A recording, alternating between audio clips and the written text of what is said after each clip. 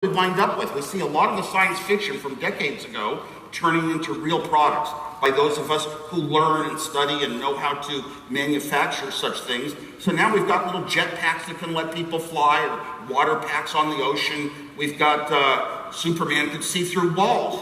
We've got different techniques, little based on certain radio type techniques that can actually see through walls now. It's like we want these superpowers. Of course, I always wanted to fly a spaceship of my own. That one seems a little far-fetched and off.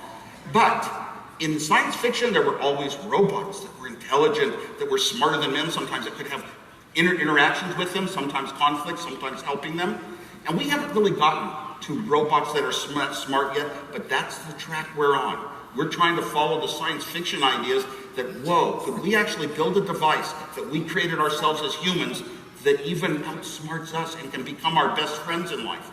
And so I look at that and I say, oh my gosh, so many people are walking down, they're so loyal. They love the technology that gives them superpowers. I can press one button and a car will come and pick me up. You know, I can press another button and the garage door opens. And superpowers in strength, superpowers in communication that never was imagined possible for human beings when I grew up, even when we started Apple Computer. So I'm very glad to see where the world's gotten, and I love the technology. It just benefits. It makes me feel like I'm a superhero in a way. I'm so much more powerful than I would be without it. And that's, we get to live our dreams. We get to turn them. I looked at the acting class that showed me dream and then changed my life. Awesome. From there, Hey, buddy. Hi. What's happening? So I wanted to ask you a question about the Avengers. Yep. So in the first Avengers, Hawkeye was in love with Black Widow, but then in the Avengers Age of Ultron, Hawkeye was married and had kids. Yes. Where you going with it, buddy?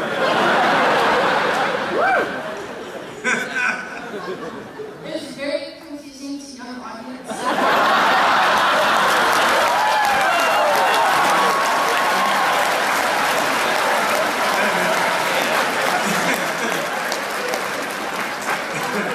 It was very confusing to me too. Yeah, I didn't write it. Yeah, you blame Joss. That's right. Yeah, I didn't write it. And, you know, that's all I can do. Yeah, it can be confusing, right? I'm still confused. That's all the wrong stuff. I appreciate it.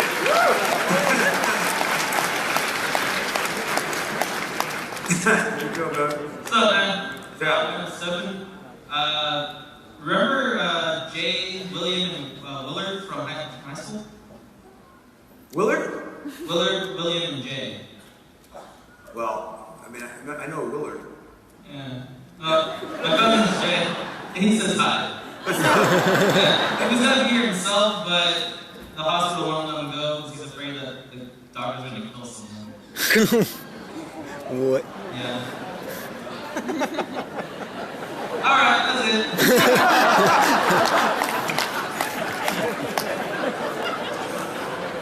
I think he's the one that asked for the selfie at the urinal, wasn't he?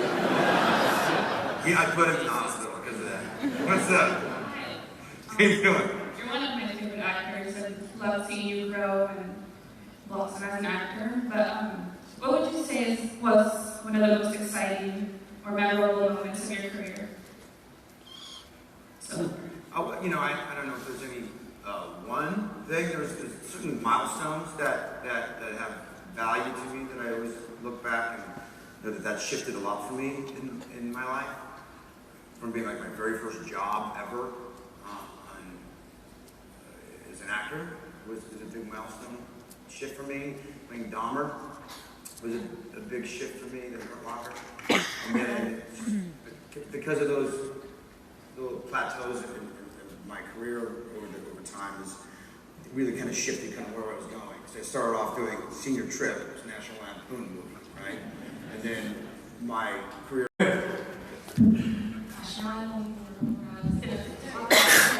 was just thinking about you in tight clothing again. I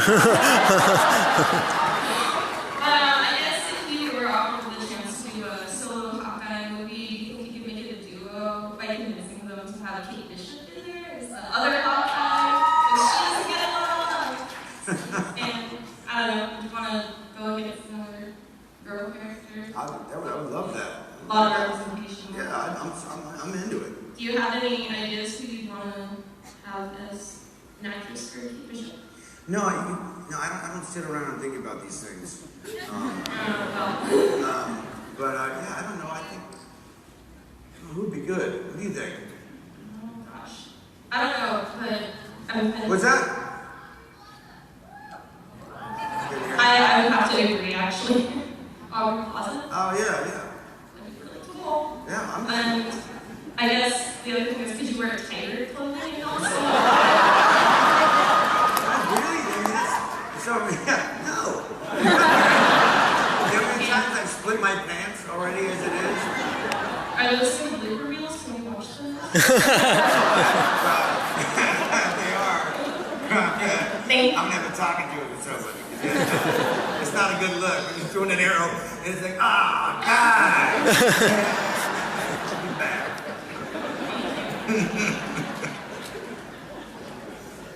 How you doing? Good, how are you? Good, man. Okay, if you had to be one superhero, either Deadpool or Wolverine, who would you be? I like Wolverine. I've always been a fan of his. So into that. Right? Yeah, okay. Hi, Vanessa. What's going on? How did I answer my first question about Dahmer? That was the first time I ever saw you. I thought you were great in it. So I have actually two questions. The first one is, how did you prepare yourself for Dahmer? Because it's a real serial killer. And the second one is, in 28 weeks later, did you really laugh when they had us get cut when you were running through the woods with the zombies? I heard a rumor about that. My sister told me. Did I laugh? Yeah, they said that you had to keep petting because you were laughing while you were running and the zombies were running behind you. I was wondering if that was true. I don't know if I tend to laugh a lot, but I don't know if I'd be laughing well. Well, no, I think what was confusing is I laughed a lot because after the scene ended, you see all these, zombies, if you will, or infected people with their faces all covered with blood and whatever it might be. And then they had a little latte, little tea, between takes. Like it's the most ridiculous looking thing. But then I'm screaming after you 5 minutes later. That was the funniest bit to me. And then preparing for Dahmer was I can't really speak to that because it's it's weird. It's a weird thing. I think that the greatest thing for me, playing that guy, I didn't really know who he was. I didn't really have a connection to what he had done. So I didn't have any sort of preconceived judgments or ideas to play that place. And then using the book that one was Armour wrote, I wanted to try to make this humanize this sort of, that's not judging for what he's done. I had to figure out who was a human and what that was. And there's a lot of intricacies to how to go about that. And it's too long to explain. It's not interesting. Thank you. So, Jeremy, how you doing, man? What's going on? So, my name's Ron. So, first of all, thank you for coming. I know you're a busy actor and all, so thank you for coming in the con. And Good to be yes, here. thank you. So, I have two questions. My first question is, I'm not only a fan of the Avengers, but I'm also a fan of the Jason Bourne series. Yep. So I know you did the fourth one, and thank you for doing that. Yeah. I'm just wondering, I know Matt Damon's doing the fifth one. Yeah. Have they ever gone to you about sort of doing a team up with him, or like a Bourne 6, 7, 8 or something? I've thought about that. I mean, I've always wanted to work with Matt. If there's ever a way that could happen, I'm so into that idea. But if that's going to happen, I don't know, man. I would love for that to happen. Cool. And the second question is, I'm sure you've heard this in a lot of cons. They've asked you, I'm pretty sure, if you could be anybody besides Hawkeye, obviously you had Wolverine, or if you could be anybody in Marvel, whether it be the Marvel comics or anyone in the cinematic universe, villain or a good guy, who or preferred? Yeah, I'm pretty cool with where I'm at. I like my character because I took that role because he's a human with a high skill set. I can relate to that.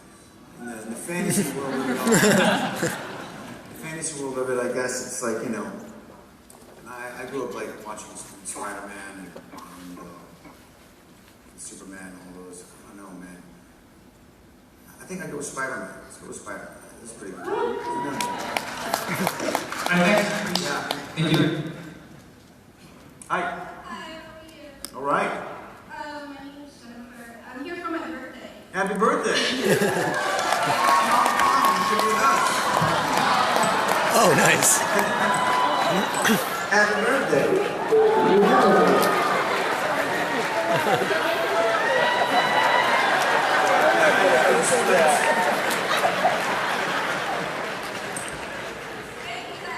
I'm gonna start checking IDs now.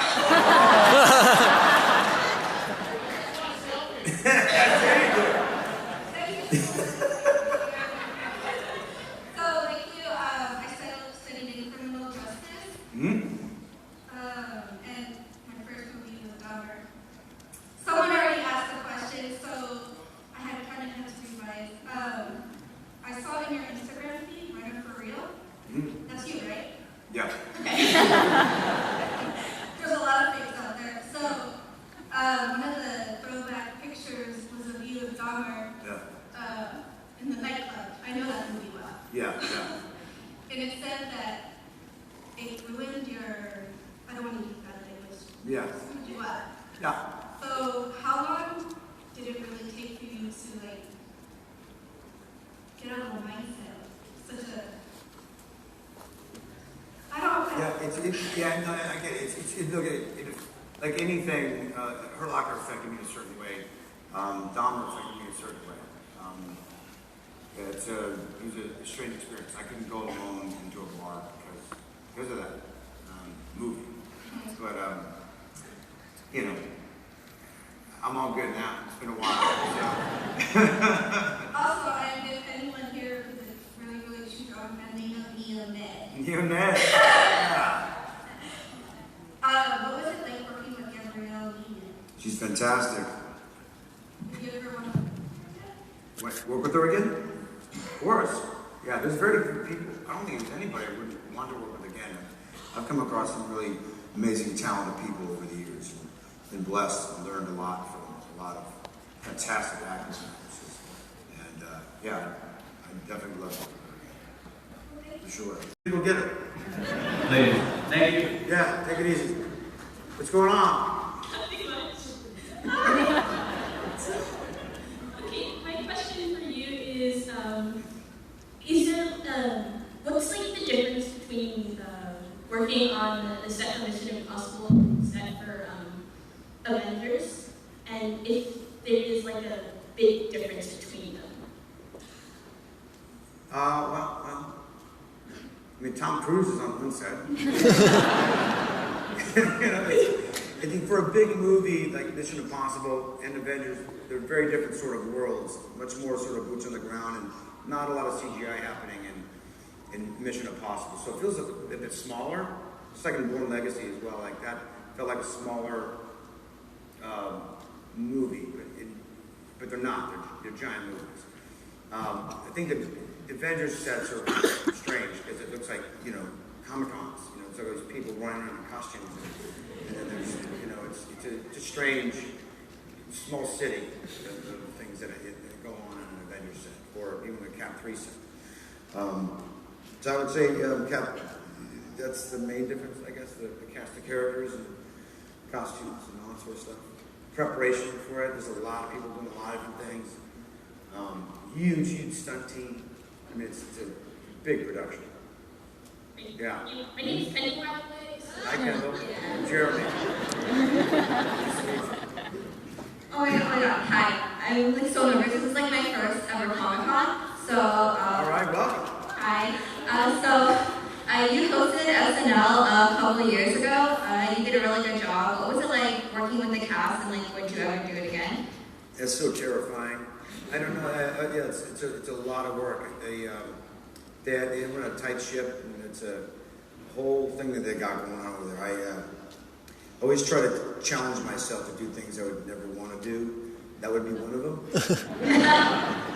So I said yes. I always say yes to things that I don't really want to do. Would I do it again? Probably. But it was terrifying. It was a lot of work and a lot of fun. Also, do you do your own stunts? Yeah, I do all. Thank you so much. I love you. Yeah. Thank you.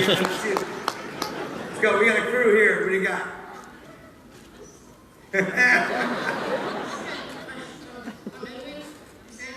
Rodrigo. Nestor.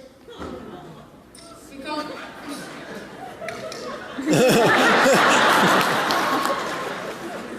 come from Secret Heart City School? We're like school newspaper. Yes. I wanted to ask you, how does it feel to be part of the Marvel Universe? It's a wonderful blessing, sir. It's a wonderful blessing. What inspired you to be part of Marvel? I guess the character, the character Hawkeye was interesting. That made me want to do it. I wanted to ask you what you like most about your career. That I have one?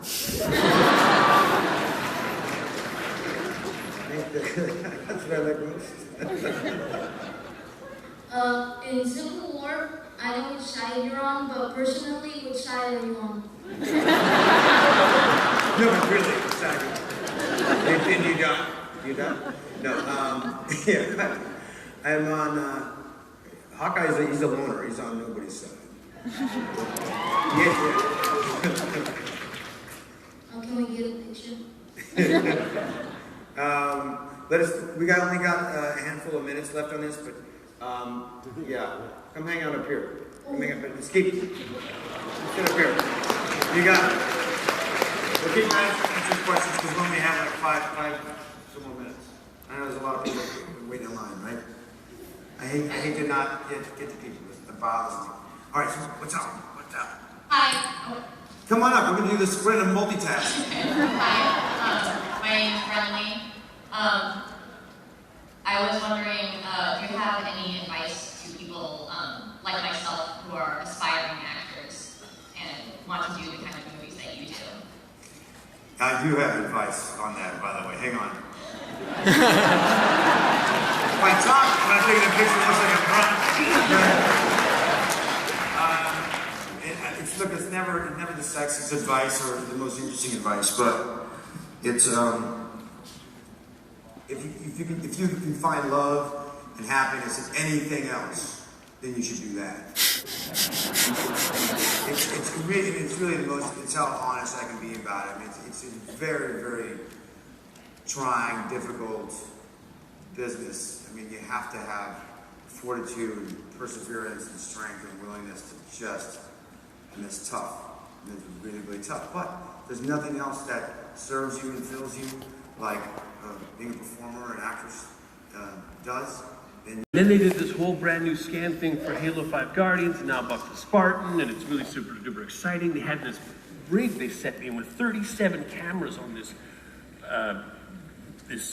look like monkey bars, really. Monkey bars, cameras on them, and you have to make every expression on your face. You have to make all the expression. They put it all into a computer, and they're showing me a digital rendering of my face right there, right then. I said, wow, can you make it like slightly more handsome? He said, yep.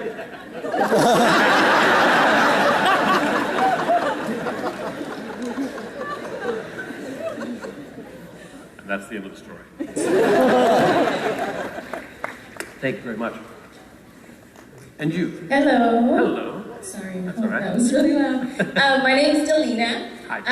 Other than acting, are there other passions that you have, and do they or do they not coincide with what you're doing now? Pizza and no.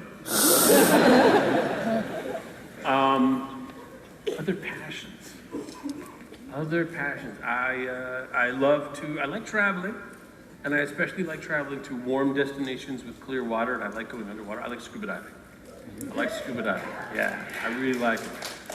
I've been down a number of times with sharks. It's really cool. Nothing too big, no great whites, nothing crazy.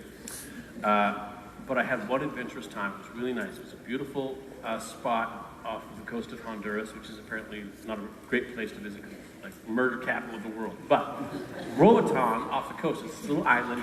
It was the best diving I've ever had. It was really amazing. We went down about 100 feet. There's a shipwreck down there. And I remember looking across at my brother, and we were commenting silently, because you have to, it's all signals, how clear the water was. Sometimes you can see little bits in the water, you know you're in water, but it was so clear it looked like air. So my brother did that thing where he looked like he was free falling. We got into this little cabin, the cabin where they would drive the ship, kind of on its side. And I got into this metal box 100 feet under the ocean surface, and I'm thinking, wow, it's, I'm doing something that's actually really quite dangerous. I've got an air supply, I'm underwater, any number of things could go wrong, and I'm in a little metal box 100 feet down, but I'm having such a great time, and it's so beautiful. The sun is coming down. It's so bright down here at 100 feet. That's how clear the water is. I'm looking out the window saying, it's so blue and it's so green, and what is that? Swimming into the window was a giant moray eel. They're lime green, like fluorescent lime green, and the same way dolphins have a face that kind of looks like they're smiling, like nature's friend. I'm your buddy in the ocean. Everything's going to be fine if I'm here. That's kind of the same. Moray eels have an expression of kind of like they have to keep their mouth open to keep their gills working, so they come at you going, huh? Kind of wild-eyed, kind of staring, and they just look swarthy and untrustworthy, like anybody's guess. What I'm going to do? You don't know. You don't know. And if you know anything, they get a little scarier. They have a very powerful bite, but when they bite something, on the inside, they have a second set of jaws, alien style, that pulls pieces off. So when you start thinking about it, it gets really wonky. It was coming straight at me and my brother, and it's two big guys with all this equipment, this little tiny boat door. We're not going anywhere fast, so we're in it. It's coming right at us, goes away. Comes back at us, goes away. 6 times he does this. My heart is racing. And finally, the last window, the portal that he could possibly go out, he finally takes off. I just go, oh my God. Our dive guide afterwards says, oh, I forgot to tell you. There's a giant moray eel down there that's super friendly. Very inquisitive. I remember one time he wrapped around my leg and he wouldn't let go until I finally ran out of air. I started to ascend and he went back down to the shipwreck. I said, if that moray eel wrapped around my leg, I'd have taken my dive knife and cut my leg off.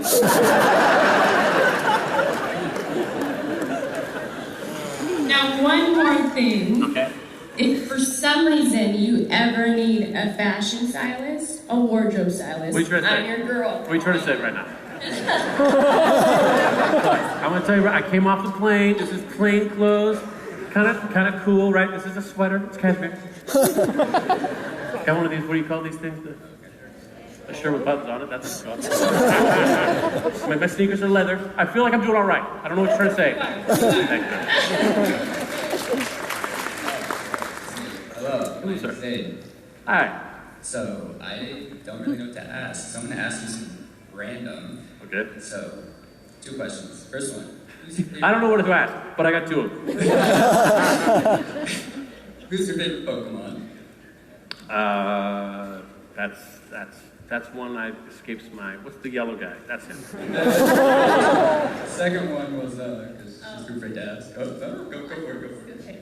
Can you give like the best impersonation of an actor that you worked with? I once met Christopher Walken. I know Christopher Walken impressions are overdone by now, I'm sorry, but here's how it went.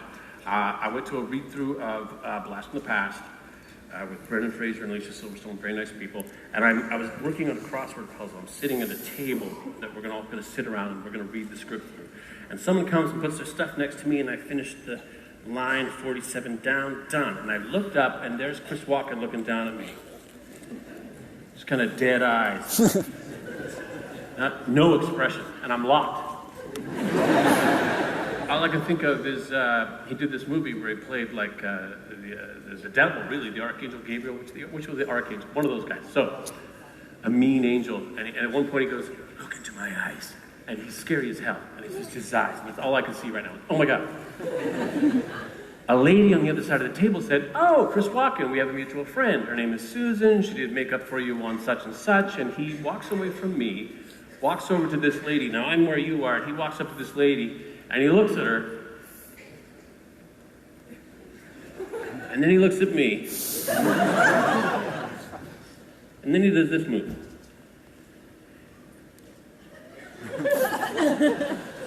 But he doesn't say anything. So here's me, I say, "I'm Nathan." He says,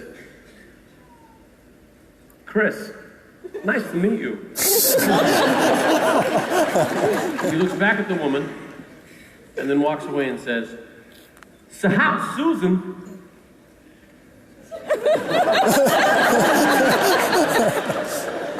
I look at the guy next to me, I go, "What just happened?" I don't know. So that was it. Also, before we go, I'd like to give a shout out to our friend Matthew. Matthew. Hi, Matthew. All right. Thank you. And you? Hi. I'm McKenna. I have to ask. Well, I just love you and Dr. Horrible's sing-along blog. True. It is, like, incredible. I show it to all my friends and they can't stop laughing. Also true. What was the best scene, your favorite scene, in your opinion? I like the big finale scene where Dr. Horrible finally becomes evil and does something, and actually his freeze ray actually works. It's stuff, everything kind of comes together finally for him. I really enjoyed that scene. How's that? Also Pennywise. Oh, there's that. Spoiler alert. Thank you, McKenna. Thank you. Hi, Nathan. Hello. Hi, I'm Tammy. Hi, Tammy. I wanted to ask you about the show that was on Fox that was kind of canceled too soon. Drive.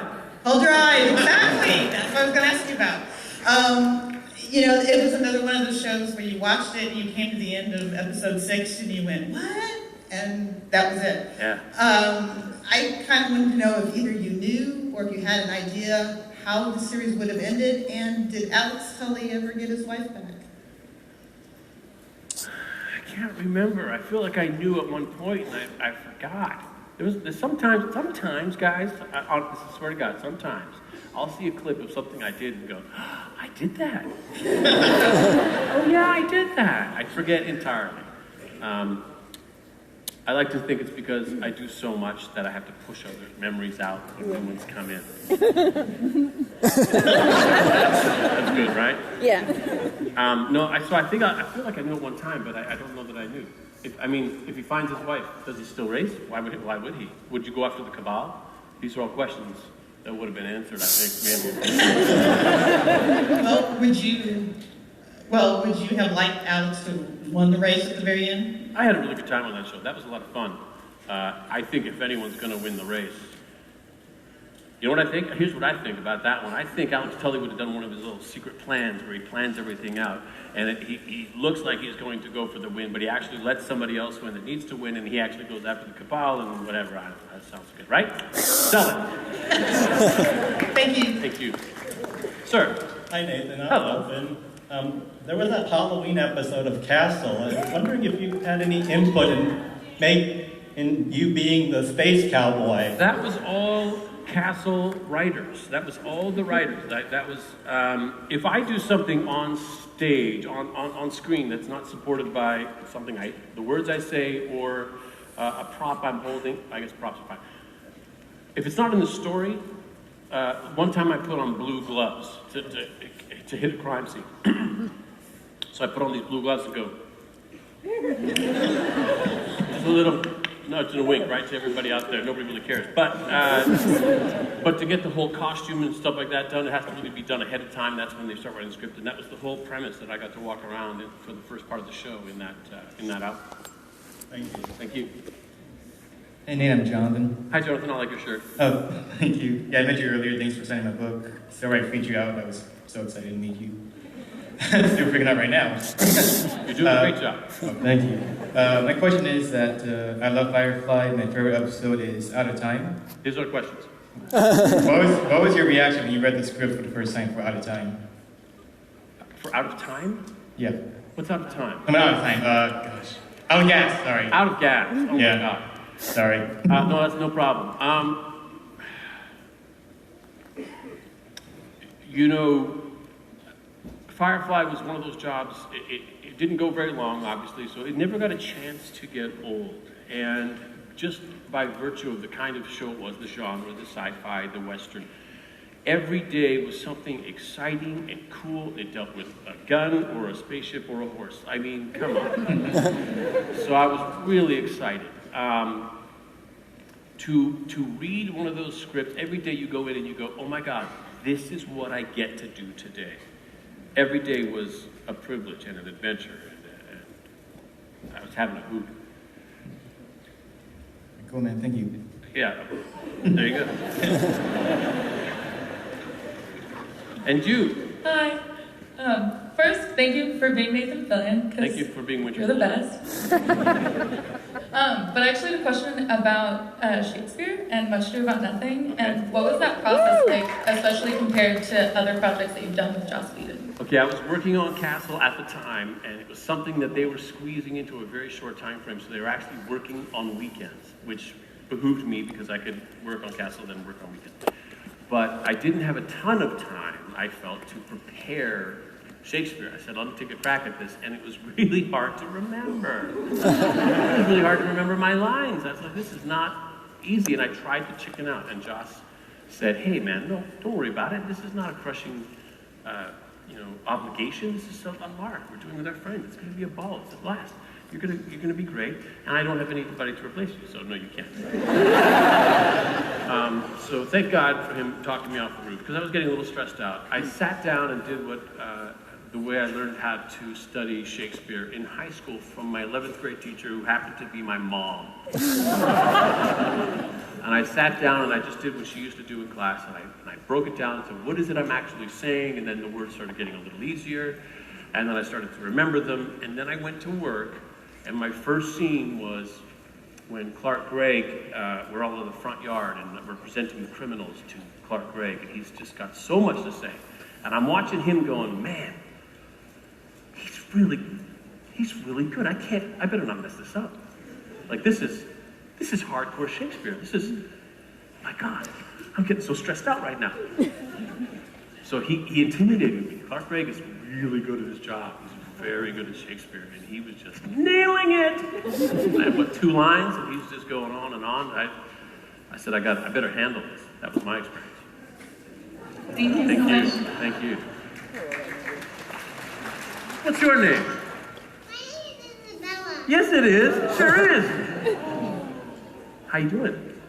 Good. Do you have a question for me? Yes. Tell me what the question is. How did you start off as an actor? That's an excellent question. How old are you, by the way? What? How old are you? 6 and a half. 6 and a half. So when I was your age, I was very, very shy. I was super duper shy. You're not very shy. You seem very friendly and polite and sweet. Super duper cute. So when I was about in 5th grade, the class clown got sick. And I said, you know what? I'm going to give this a shot. Because he had his tonsils out or something, and he had like a couple of days that he was going to be gone. I said, someone's got to do this. So I tried it out, and I thought it was kind of fun, and I really enjoyed that. And then there was a math test I didn't study for, and I said, I wonder if I can do drama. And I pretended I was sick, and I stayed home. And yes, I failed that test. Thanks very much, Dave. Yes? My name's River. The first thing I wanted to ask you is, why do you keep slapping people on the set of Castle? Okay, that's a good question. So sometimes there's like a joke or two It's like super big laughs, it's really funny, and then bringing the joke back, it's a callback joke. It keeps coming around, and it entertains us, when we're not on camera or like between takes and whatnot. And season 2, I started slapping Seamus around because it got really funny.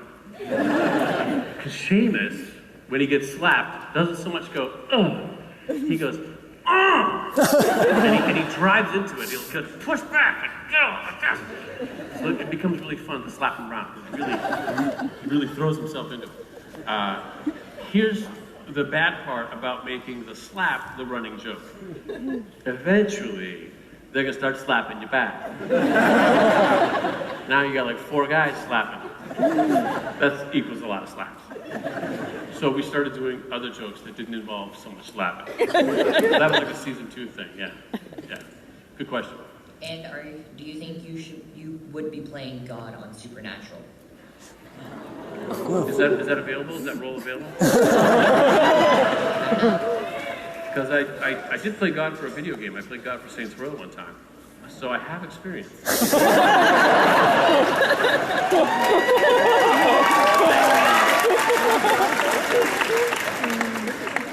Yes. Hi, Is that a video game? This is the best show. No, Supernatural's a TV show. She's not going to take that good, by the way. She looks great. Can we look forward to Castle and Becca having a baby anytime soon? CW?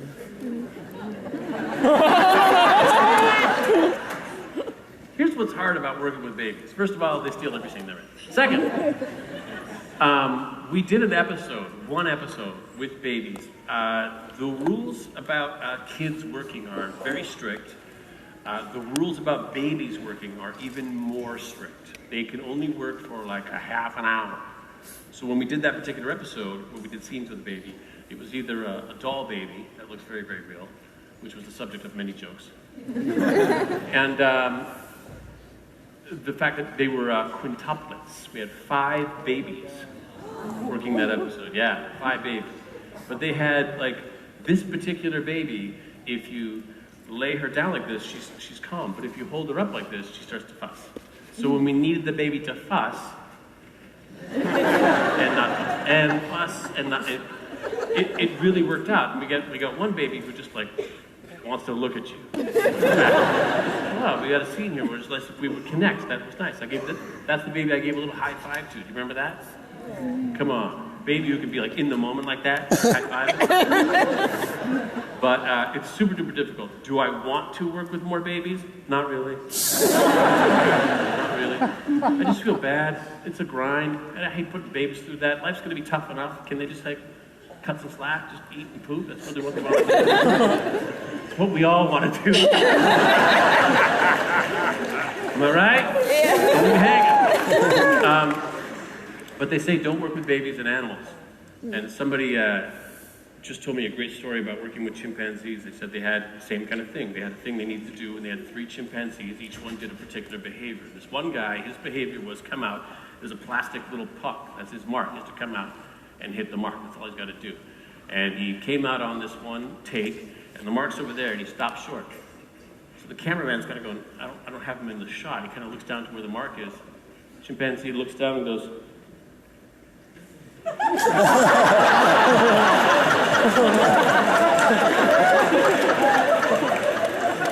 that's kind of like working with babies. Thanks. Thank you.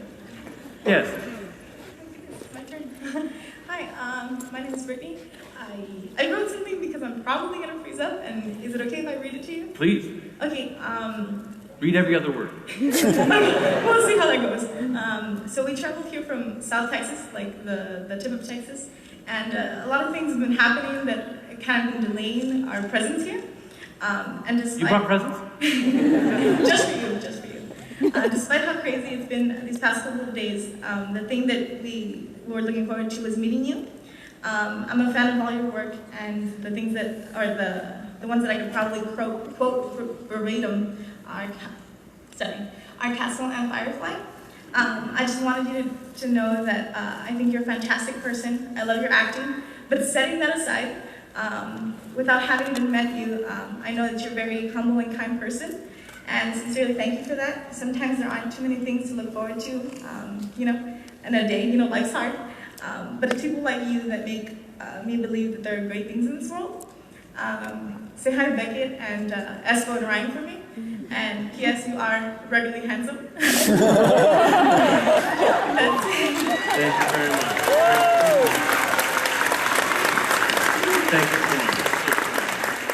Thanks for listening. I love that letter, especially the end.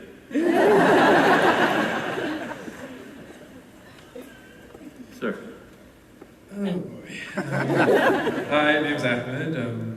This is awkward because I was just going to be sitting and listening in like everyone else, but then my mother calls me. She's like, "You're going to see Nathan Fillion." I'm like, "Yeah." She's probably a bigger fan of you than I am. She's like, "You have to do 2 things for me." It's fine, that's cool. 1, can you ask him if he'd ever return to the role of Mal Reynolds if there was a chance? Yes. Oh, that was easy.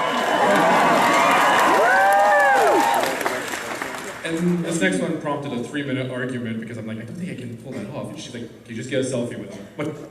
I don't know. I don't think Maybe, perhaps afterwards, maybe, but if we do it now, it would be a little... Yeah, I know. Yeah, sorry about that. Thank you. Sorry to disappoint your mom. Afterwards, if there's a chance, I'll take it. But that's about the best I can do. Thanks. And you are? Ear Cohen. And that outfit, what outfit are you wearing? Is that? Hawkeye. Yes, you are. And my question is, what is your favorite thing of being an actor? Great question. Okay. I don't know about you, but when I was your age, I was always thinking, when I grow up, I'd like to be blank. And then the next day I go, no, wait, you know what? I want to be and then that afternoon would be, no, you know what? I'm going to be it was always changing. As an actor, I get to try out a lot of different things every day.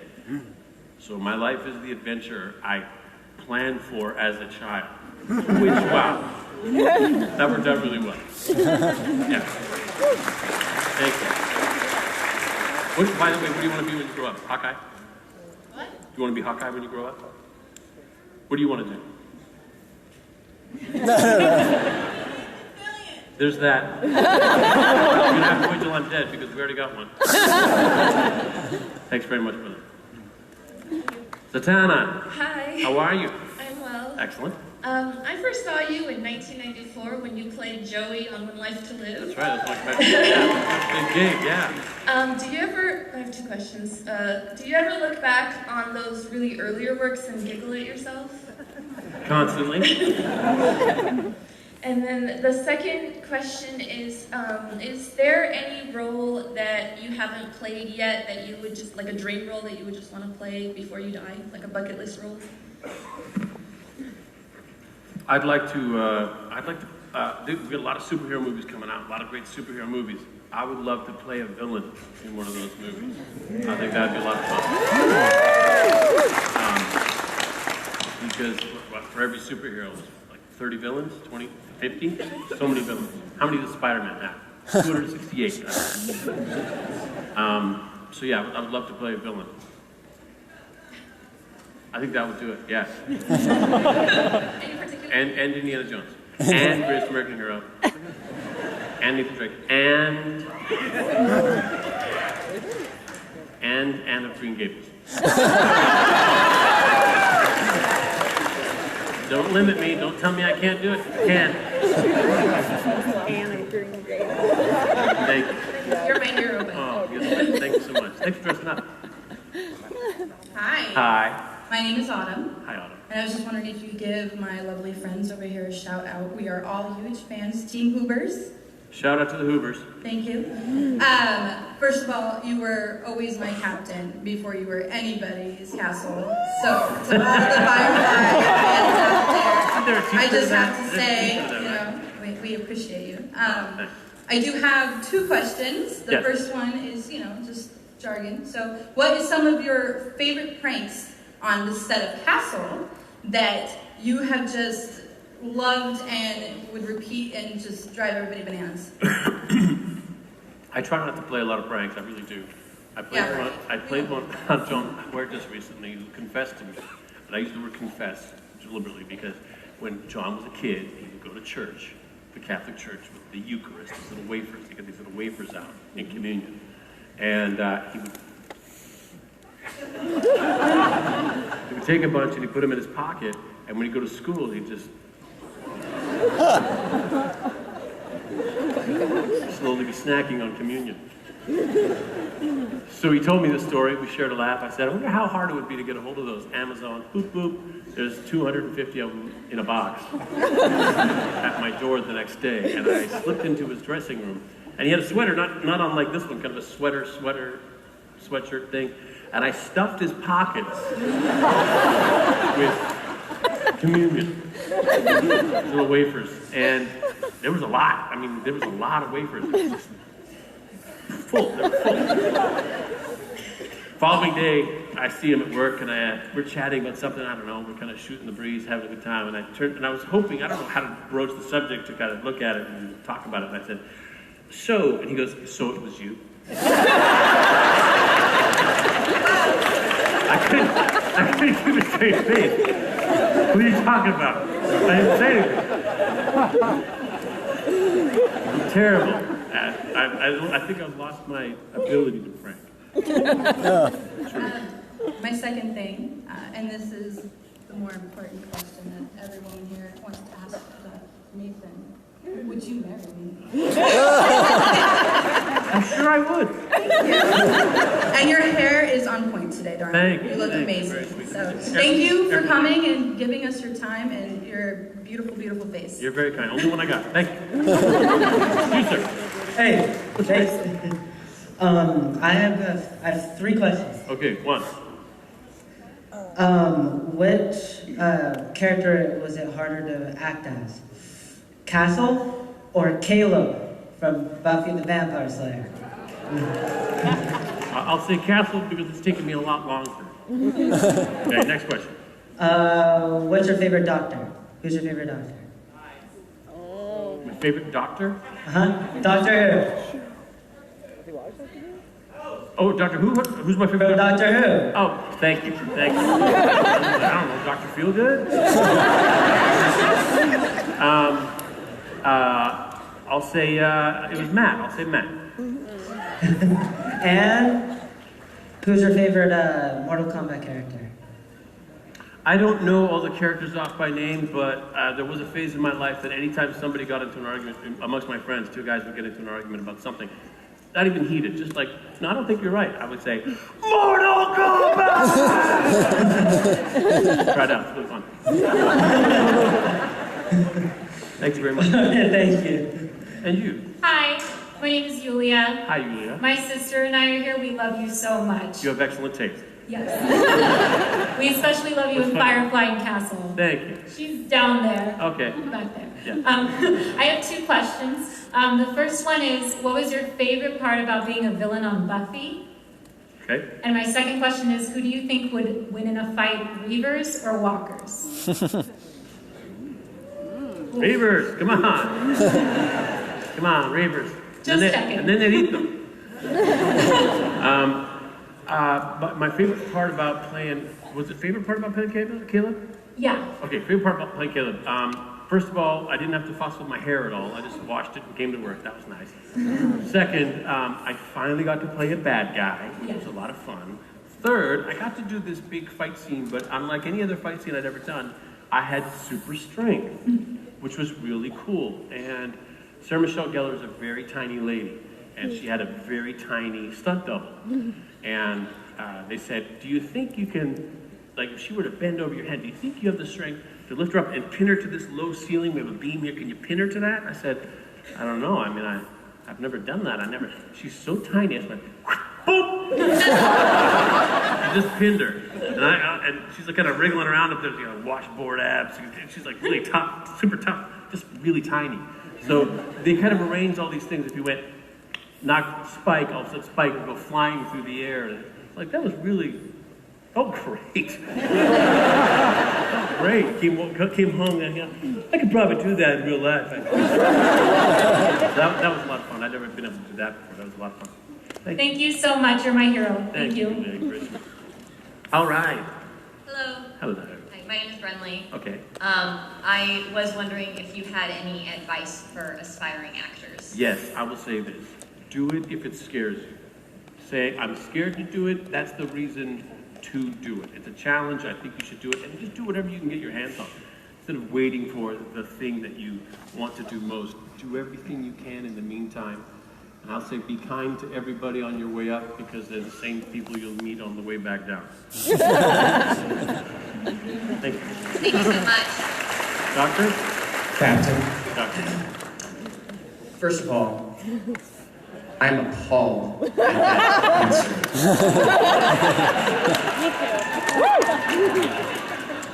Secondly, Hey, listen, Matt and I are buddies. If I don't say Matt, I'm going to hear about it.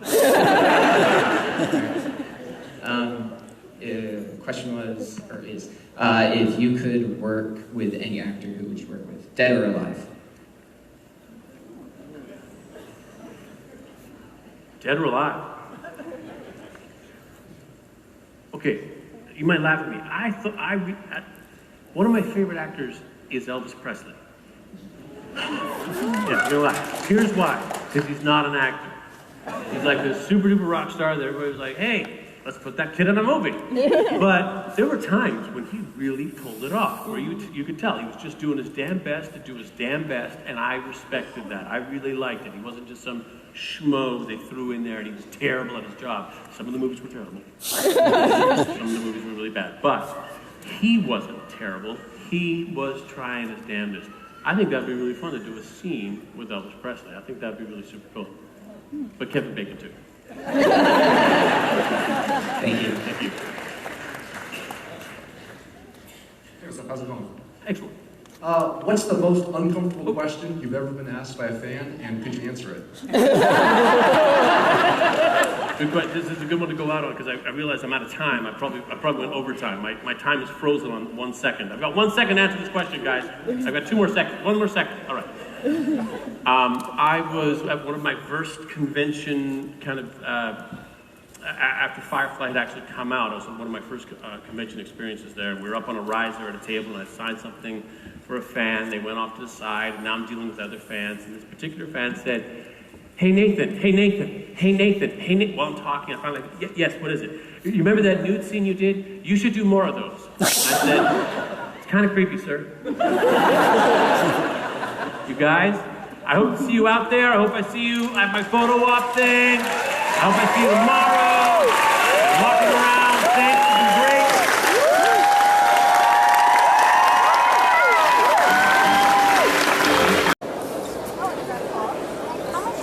20% off. Oh, how much? From 50 they go down to 40.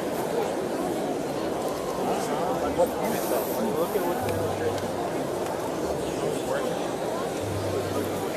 it's a comic book. She's not gonna like that. No. She's not gonna like that.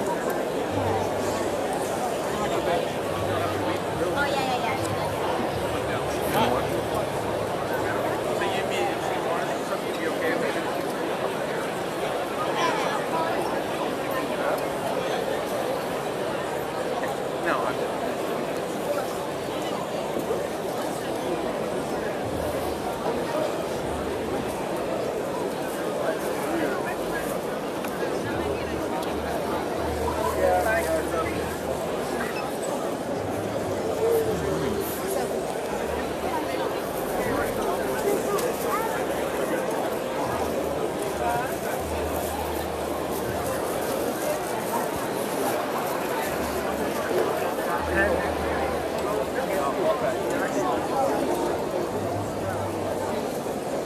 Maybe I will. Was it? Yep.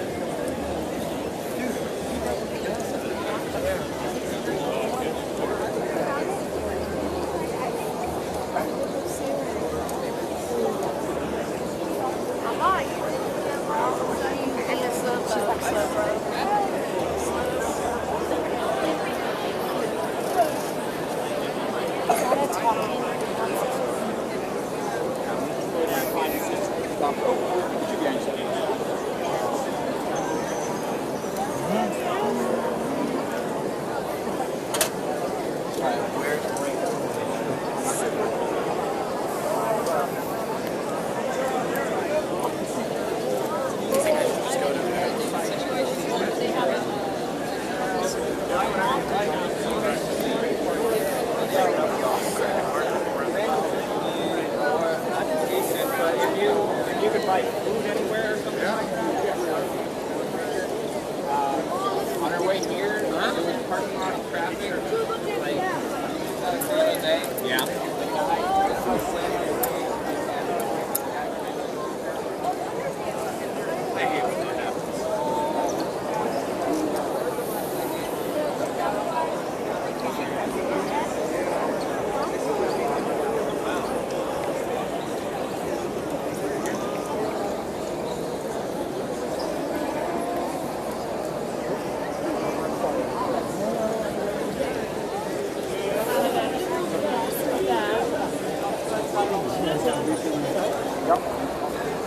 Hey guys, it's your friend Fillion.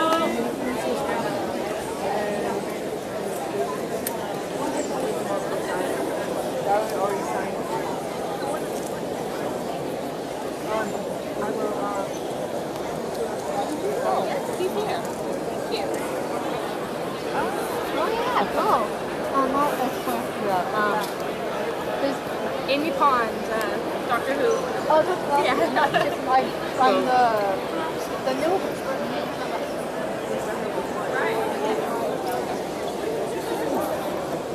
It'll be amazing. It will be.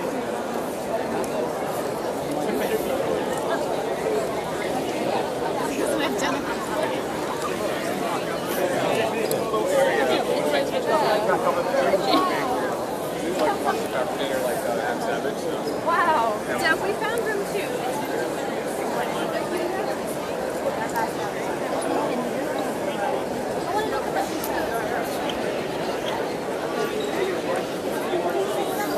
About that. Oh, it's cool. Michelle Nichols is there. I'm right next to the main.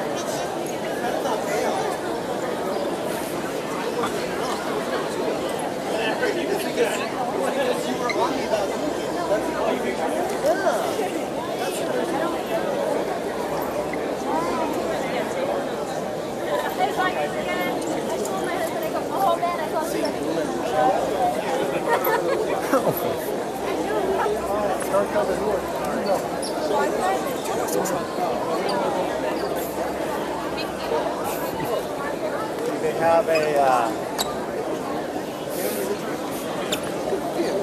I'll see you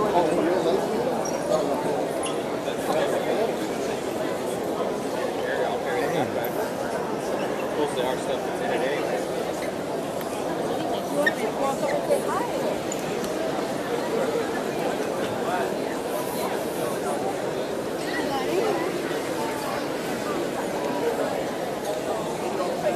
Yeah, all three of those together.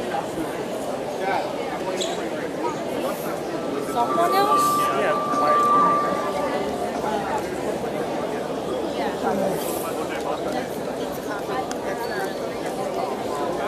We keep looking at each other. What's going on here? Pretty fun. I know, right? Did you get any of the photographs? The celebrities? Yeah. I can't zoom in on them. I'm just buying art. I like the artist res. Oh yeah, I saw some cool stuff. They have some really great artists, if you know who they are. Oh yeah, you're a big fan of some of them? I subscribe to this like Draw magazine, and like so a lot of these artists are in that. Oh okay. And I don't know. We just have a lot of creative people in the Bay. Sure. It's kind of their chance to show off their time to shine. Yeah, absolutely. Where's the VR place? Is that? There's a VR Labs over in the center. Okay. And the section over there, they have a CV1 or whatever the CP1, the Oculus. Oh, okay. And there's a Vive over there too. Oh, nice. I haven't tried Vive yet. I heard it's really good. I interviewed at Oculus. Yeah. And it was fantastic. Like really? That new Oculus is just the coolest thing I've ever seen with 3D graphics. So nice. I met a friend of mine. He works over at Baobab now, and they do like VR cartoons. Oh, okay. So it's like DreamWorks guys mixed with gaming tech, you know, on Oculus. I don't know. We'll see if their business model pans out, you know. I mean, well, Oculus has like Facebook money, so they're pretty set. Yeah, they got a sweet deal. They got a sweet deal. They don't have to succeed, but I think they will. Yeah. Just because, you know, Kai gave me a tour of their like VR lab area. So he was in one setup and I was in the other, and we were both in this like toy box, and we could like shrink each other with a shrink ray, or shoot Roman candles at each other, or like hit a ping pong ball back and forth, you know, and it just feels really real, but it's all this virtual tech. That's mind-blowing. It is. Kind of trip. I think it's going to be like the next big thing. Yeah. The next big Christmas item. You know, once it's affordable, I guess.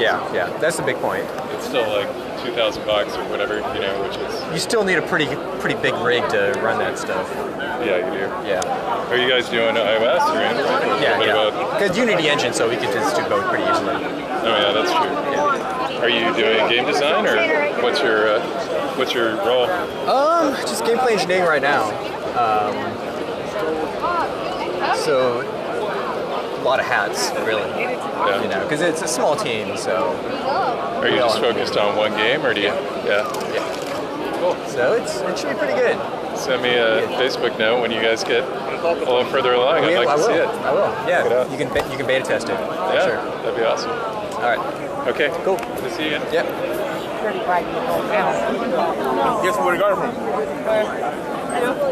Which way? That way?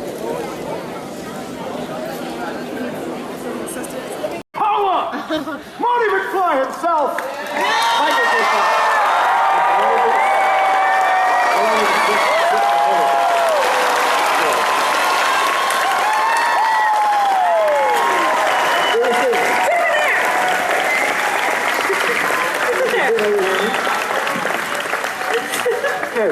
This is exciting. It's cool. Well, we have made it back to 2015 as past. We finally got there. The future is now 2016. Talking about Back to the Future still. After all these years, how excited are you guys that the passion and the energy for a franchise like Back to the Future still resonates even 30 years after the movie came out? It's crazy, huh? Yeah, it's amazing. I mean, it's like back in 1985, kids saw it then, grew up, had families, and the families saw, I mean, it's a cycle that just keeps going on endlessly, and it's amazing. I think what's really surprising about it is that young kids buy into it like their parents did. It's like a perennial. It's like Wizard of Oz or something. When I was a kid, I used to go to Wizard of Oz every year, once a year on TV, and I used to watch it. And it's like that. It's just a perennial. My mother-in-law watches it with her daughter, her daughter's daughter, and her daughter. So 4 generations of Deutsch girls watch Back to the Future, which is like so cool, and they all get off, have a great time. So what could be better? Now, was this something you guys felt was going to have that staying power, even just making the first film? Did you feel like, hopefully we can do the second and third one if they make enough money with the first one, and eventually you'd be doing Silicon Valley Comic-Con on stage with all of these people, super excited to talk to you about it? Never thought of it. We didn't even have deals for the sequels, right? Yeah. No, there were no sequel deals. They didn't think that there would be another movie. I just have a fortunate thing through opening night and have a bit of a run at least.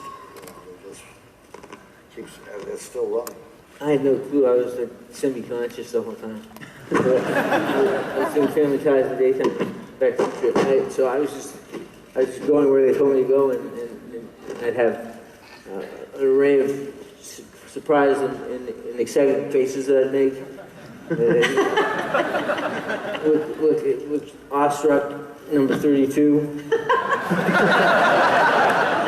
So I didn't realize that there was genius around me. I mean, that's really what it was. I knew I was working hard and I was doing what I was asked to do, but I didn't realize the level of complexity until after, the complexity in the script and just how powerful these themes were. It really resonated with people. Were there any particular stories throughout any of the movies that sort of stand out as special moments for you guys that you either knew, people are going to really enjoy this, or just something that made you crack up laughing when you were shooting? I remember the dinner scene with Crispin Glover. Remember when he was like, remember that? We couldn't, it was like 10:30 at night and you were delirious and I was in that makeup and you couldn't laugh with that makeup or it would break right here and then everybody'd have to go home. So I was like this. And Crispin, who was insane. Crispin is insane, isn't he? In a very good way. He was so great. He was so great to work with, though. He's a genius.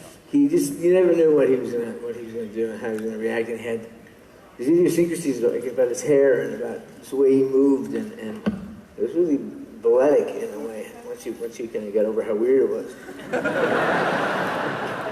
When I watch the movie, I'm always struck by the styles of acting that were taking place. I mean, Crispin had this kind of almost like commedia dell'arte.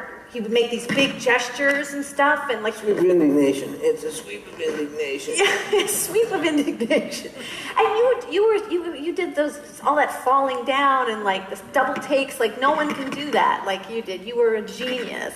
And then you had your incredible style, where you're like, I don't know. It was a really interesting,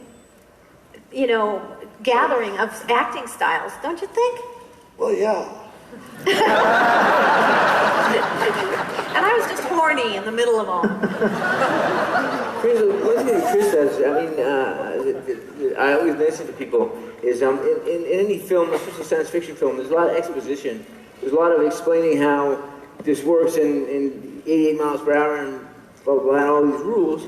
And so you got to get them out there so the audience can understand them. And I mean, that's what Chris did. All the genius stuff he did. Nobody likes to light pipe. Nobody likes to give exposition. It's boring. Well, you go here and I'll go there. Because in the history of the thing, this happened. But he did it so entertainingly and so manically that it was an art. He turned exposition into an art form.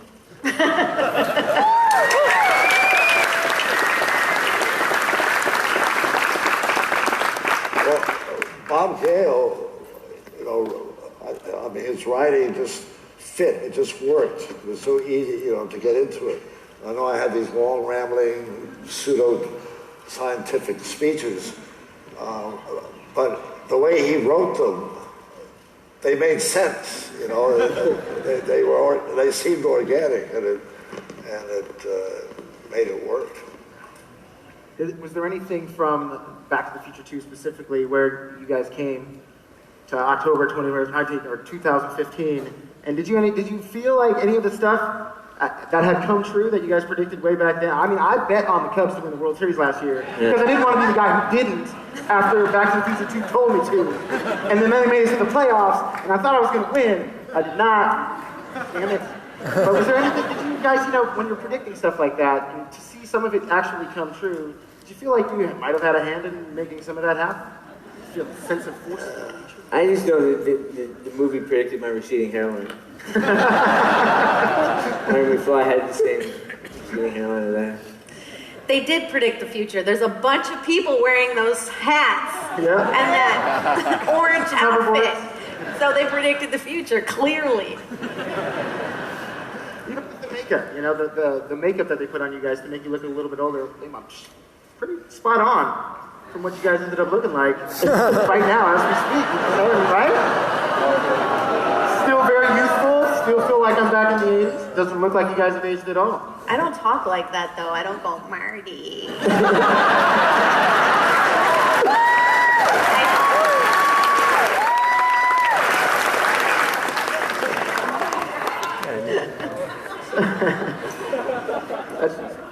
She just did it. So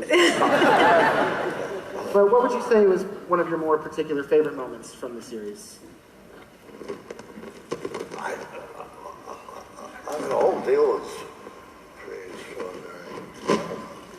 My favorite moment? People ask me that, and I have to dig for it, because there were a lot of great moments, but there wasn't any moment that just, There's no Great Scott moment? Great Scott! Little moments, just small things, like in the scope of the whole film, all these big things happening, but scenes I remember with these two was, with Chris, the whole thing with the car on the table, please excuse the crudeness of this model. It was just so brilliant. I just felt like I didn't have to act like Marty McFly. I just was wrapped with what he was doing. And he was mesmerizing. so good. And when we did the scene where I wake up in your bedroom, that was when I knew I was on a weird movie. And that was about 2 weeks in, or 3 weeks in, we did that. And the movie was strange for me because we'd do a scene and we'd just do my coverage because there was another actor who played in the role before I was hired. And so there'd be a lot of the scenes in the movie that are not me.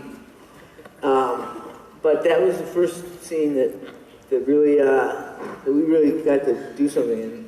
And again, I was so I think blown away by how good you were and how earnest you were and how funny you were. Aww.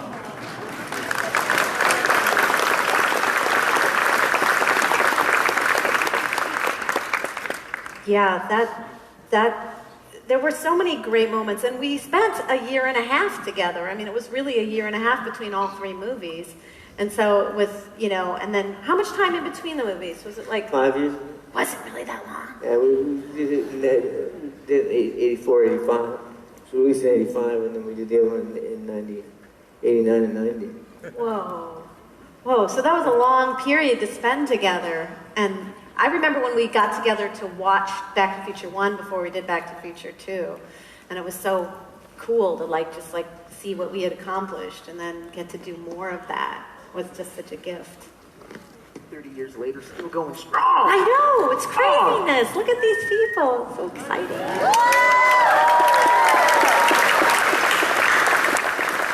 That's really the cool thing about it is that people do genuinely share this movie with their family members, with their friends, and it goes on, and it's going to be kept being shared until till the end of time, way over there. The time ends, and all these fans, I'm sure, have some questions for people. So if you guys would like to ask some questions, please come on board. There's microphones here. There's a hoverboard over there already. The future is now. What question are you going to ask me? No, you don't step on each other. Don't kill each other. Wow. I mean, you came equipped with the vest and the hoverboard.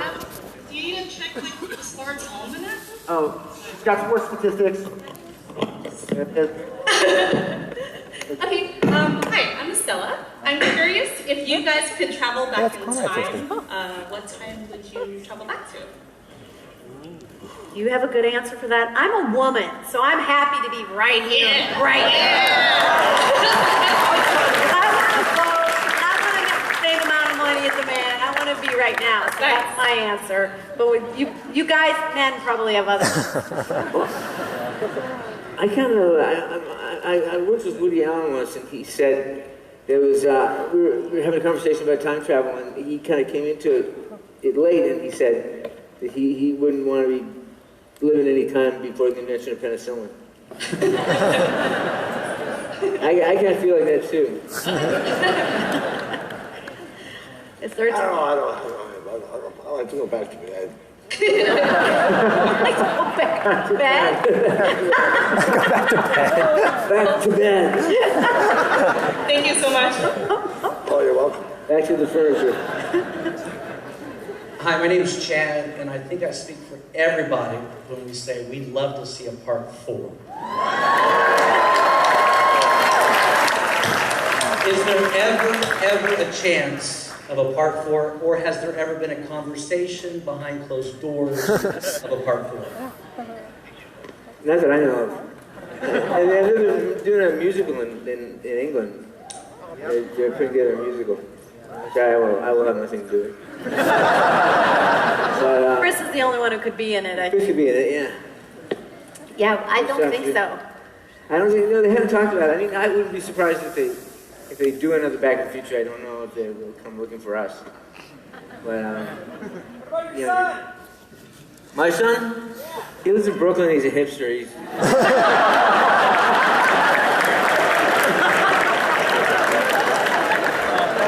working on an app. Anybody here working on an app? App to the future? That sounds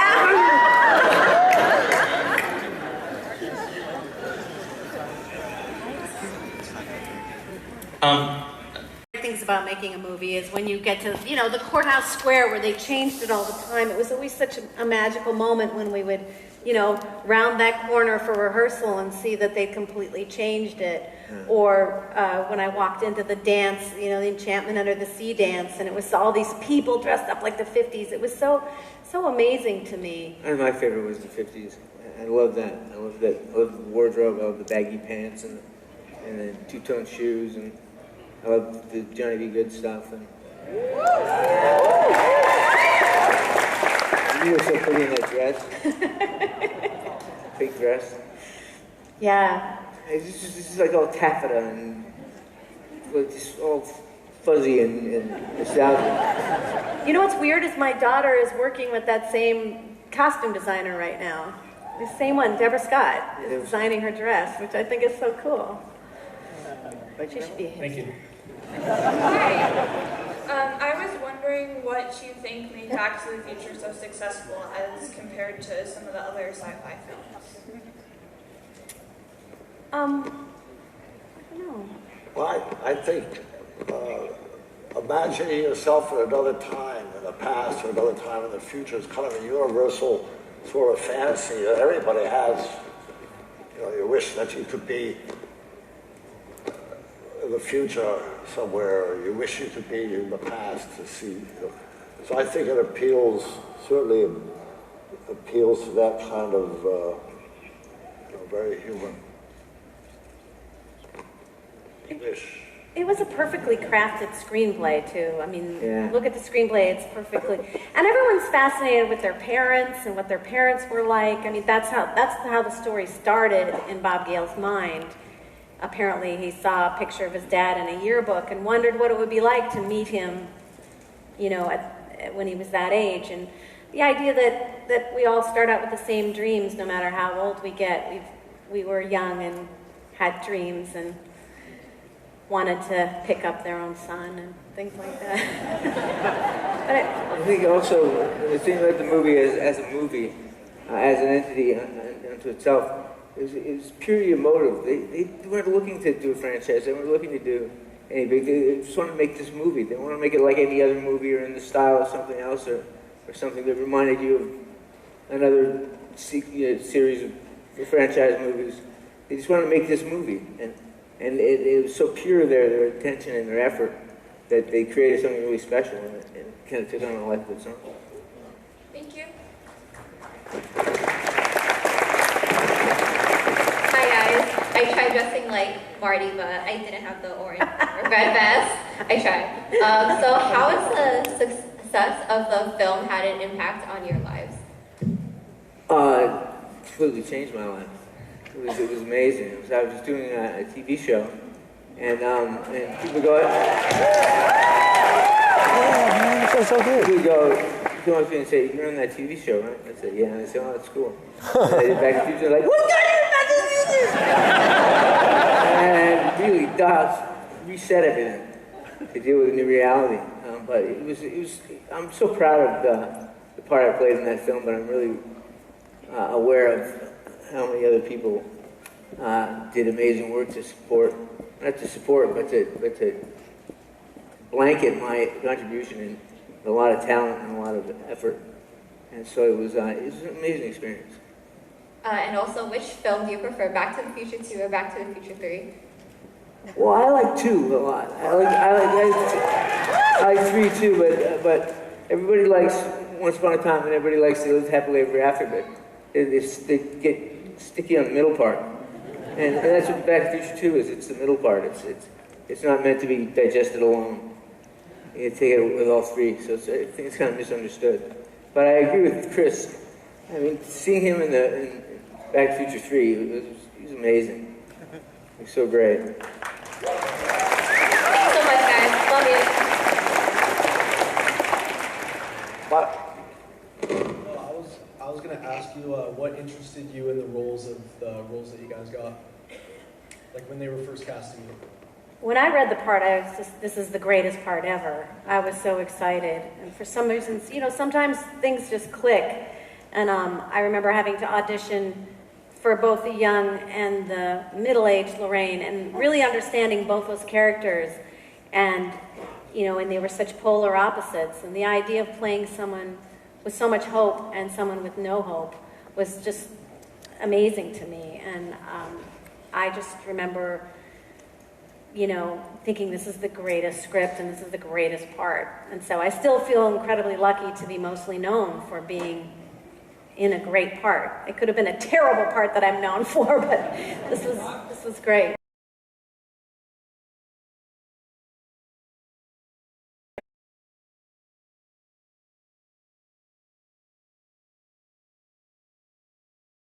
I was sitting in my trailer and I was sucking my lunch through a straw because I had all this goop on my face and yak hair. And I was sitting there, and then I heard that there was a location scouts on the block looking for locations for a new Steven Spielberg production. And I heard Crispin Glover was in it, and I knew Crispin, so I was pissed about that. And I'm like sucking soup through a straw and getting stuck in my yak hair. Thinking, who talked me into doing a werewolf movie? I should be doing that Spielberg thing. And little did I know that they'd already, at that point, they'd already approached Gary Goldberg, the producer of Family Ties, asked him if I could do it, and he said he couldn't let me go. So they decided I couldn't do it, and all this was happening. I had no idea. And then around Christmas, Gary called me into his office and gave me this envelope. He said, "This is a script that Bob Zemeckis is doing, Steven Spielberg is producing, and they want you to read it." And he told me the story of how he not let me go before, but he was willing to let me do both things at the same time if I wanted to do it. And he said, "So take the script home and read it, and let me know what you want to do." And I took the script, I put it on his desk, and said, "It's the best script I ever read." You know there's going to be the real time machine invented by Ronald Mallet? What? Go away. Is there a real time machine? Yeah, it's going to be invented very soon. It's going to be invented. That's how far ahead the future goes. Time machine's already invented, but we don't know about it. Yes. Or do we? Robin knows. And one more thing, do you like Nostalgia Critic? Nostalgic critic? The what? I don't know. We don't know any. Oh, you met him. I mean, you met him. Remember, are you, like I was frozen today? Oh, yeah. That's hard. Awesome. If you saw his review for Food Fight? Hey, can you get this guy off the stage, Nice, please? Robin. Food Fight Cave! We're trying. Hi guys, my name is Chris. Hi, Chris. I actually wanted to target Michael J. Fox on That's a nice word. What was that? Nice word, target. I like to hear targeted. So I actually have Parkinson's myself, as you can see, as I'm holding my phone.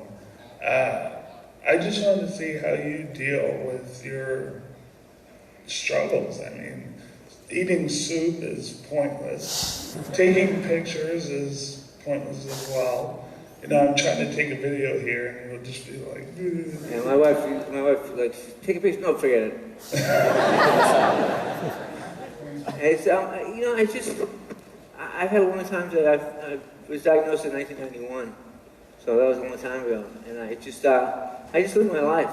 It's things come up that are harder to do, or are consistently more difficult to do, because it is a progressive disease. I just take note of it and find another way to get around it. And it's like, it's kind of corny, but a thing that I often say is, if you imagine the worst case scenario, and you obsess about the worst case scenario, and it actually happens, you've lived it twice. So I just try to take every day as it comes, and it's definitely difficult. You can get caught up in the difficulties of it. Yeah. But I try not to dwell there. I try to take care of that. First thing in the morning, I wake up and I'm a mess. And I walk by the mirror and I look at it and I say, "What the hell are you smiling about?" And then I keep a smile on my day, and for the rest of my day, and go through it. Last year, I tried. On that note, unfortunately, we are out of time, but these guys are going to be here all weekend to celebrate with you guys. Thank you very much for coming out. Christopher Lloyd, Chris Thompson, Michael J. Fox. You're so good. Nice.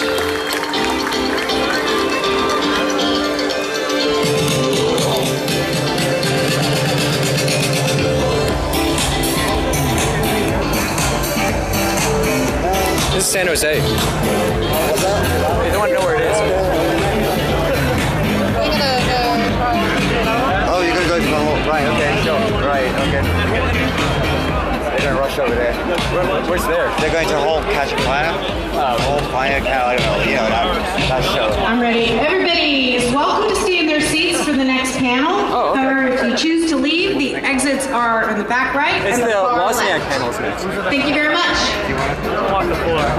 Sure. What are you gonna do? You gonna walk the floor or you gonna stay here? I'm gonna walk the floor, you think? Oh, you are? No, I'm walking the floor. Wait, are you gonna? Because afterwards there's the cosplay contest. Everyone's gonna watch that. It's not here. Yeah. I got you on video. That's at 5. I decided to be tonight or something like that. But yeah. Yeah. So we don't need to stay for that, right? I guess you're right. Okay, I'll be.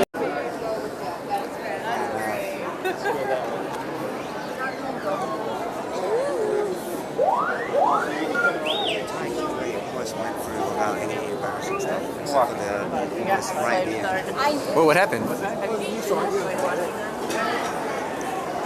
Oh yeah, that was real bad though. That was real bad. Oh.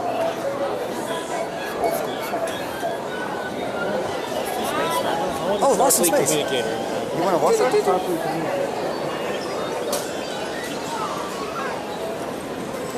Where's the Terminator jacket? It's over there. They have tons of movie props from like Back to the Future and Terminator and stuff. Over where? It's in the middle. Oh, okay. It's a couple hours over there.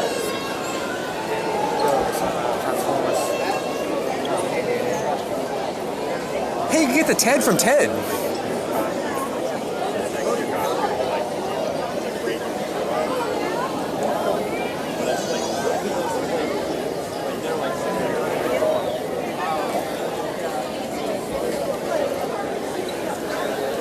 That's pretty cool. Oh, that's a panther.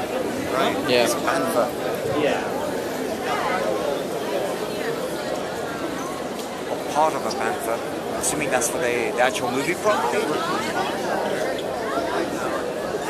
Maybe. So much Star Wars.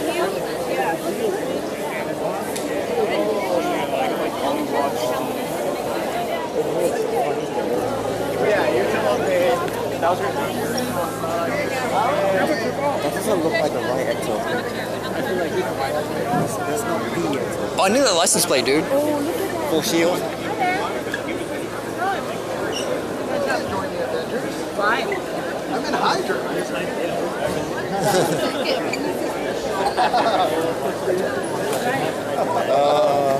I can make anybody do money.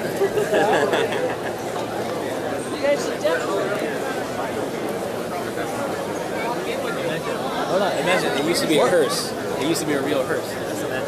Yeah. That's seen a lot of dead bodies. It's kind of haunted. I'm just saying. We're good. Oh, certain that thing wasn't for sale. Not that I would buy it, but you know. You might buy it. How's it going? Oh, sorry. Here. Oh yeah, you see all that Mass Effect stuff over there? Oh, yeah, there is Mass Effect. Holy shit. What's Mass Effect doing here? What was saying? It has to be, right? You want to get a deal? Is there anyone from EA? A 4D hard graphic. What is that? Oh, it's the ride. You have to go on the ride. Where's the ride? Great America. That's in San Fran. Oh, right. Oh, this is Mass Effect. Right. Okay. Yeah. I didn't know there was a ride.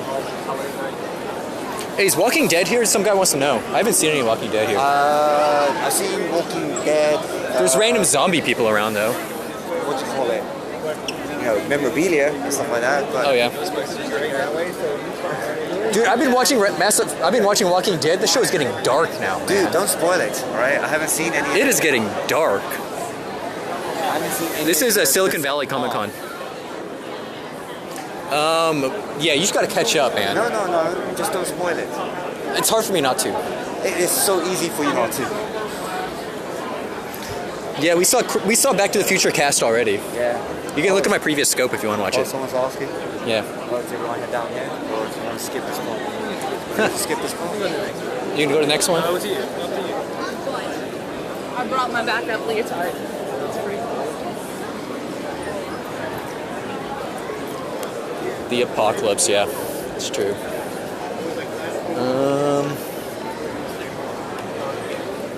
So many people. Lines for everything.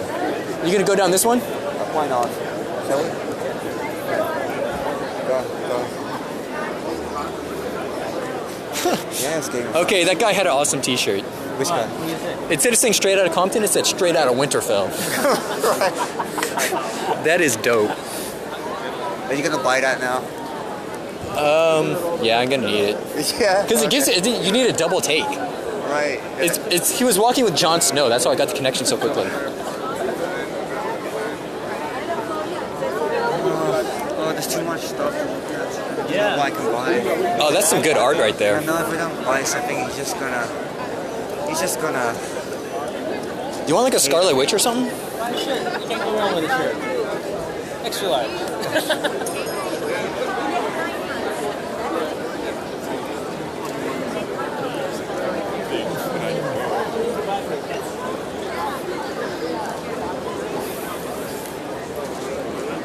Huh. Even that refreshment line's pretty long.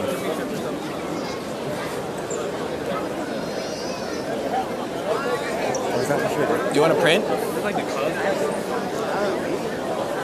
These are like the pro cosplayers. Yeah.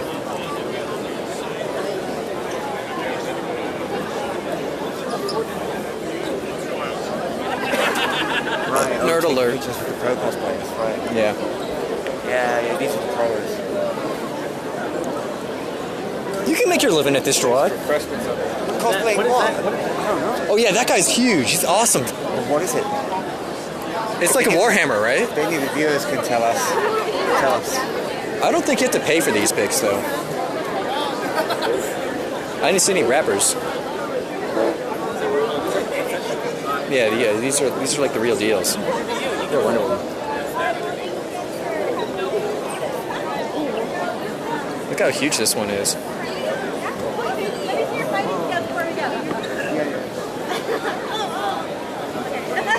Pretty awesome.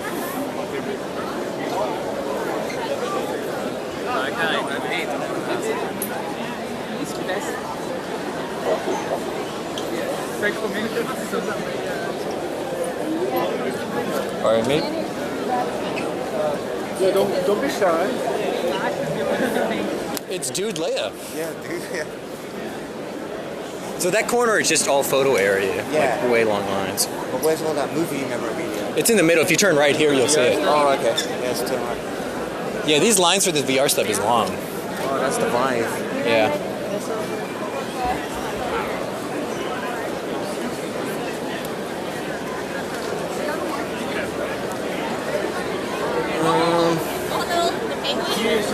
What do I work as? I could at least get my picture taken with the armor. Oh yeah, you should definitely get your picture taken with the memorabilia. Armor jackets. There's some Deadpool stuff in there. You want it? Let's have a look. Maybe something interesting. Oh, look at all the flashes. The old school one? It's kind of cool stuff. I'm not dressed up though. KSMG, I don't know who that is. Oh, Ryan Reynolds signed for So you can get a signed Stan Lee there, $55 or $525. Sorry. That's $425. What was the one you looking at? Dang, like Agent Coulson's $325. Damn, dude. You have like PS4, it's the best one. Dang, imagine if you had a house filled with all this stuff. Someone out there does. I'm sure they do. How much is an Adam Driver? I don't see a price. Yeah, you know why? Get an Agent Carter. That's pretty good. $275 is cheaper than Agent Coulson. Oh, wow. Now it's taken from San Diego. Yeah. All right.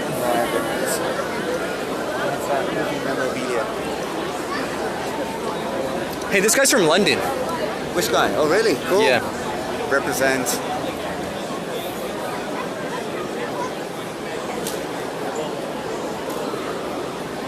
Oh, there's some Walking Dead stuff. Tejano. Oh, a pancake bot. Nice.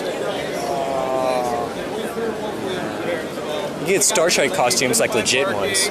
Like miss the first thing we wanted to see, like all these lessons learned. Well, that's pretty badass, actually.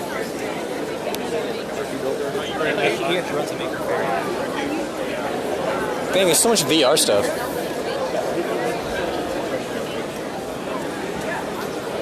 Hey, this guy wants to know if you've been to London. I've been to London. I'm from London. You hear that? Maybe you heard you're from London. Oh, hey, go inside, dude. Yeah, this is like legit. You can get the Japanese Optimus Prime. We already have the Japanese Optimus Prime, right? We are looking for Carrie Fan, F-A-N, Carrie Fan, and Patrick Manis, Andrew Stitt. It's a lot of Gundam stuff. Andrew Stitt, and Susan Thompson. We need the following people to come to Lost and Found at the front of hall number 2. Patrick Menace, Susan Thompson, Carrie Fan, and Andrew Stitt. Thank you.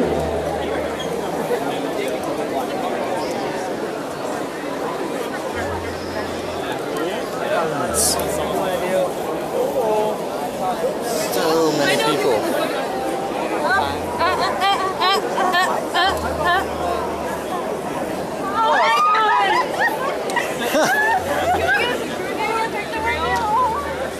That's a good no face.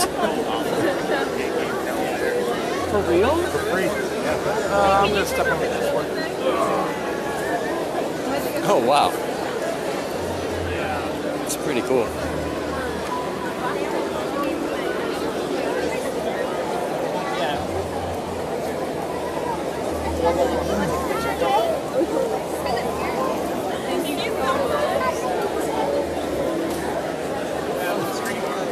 He's handing out treats. That's so funny.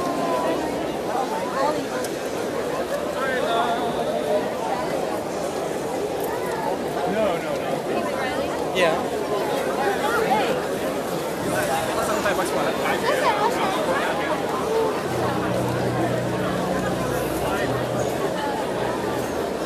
I wanted to address all the good people in the room today who have brought us lost items. We've had very valuable items turned in because everybody here is a wonderful, honest person.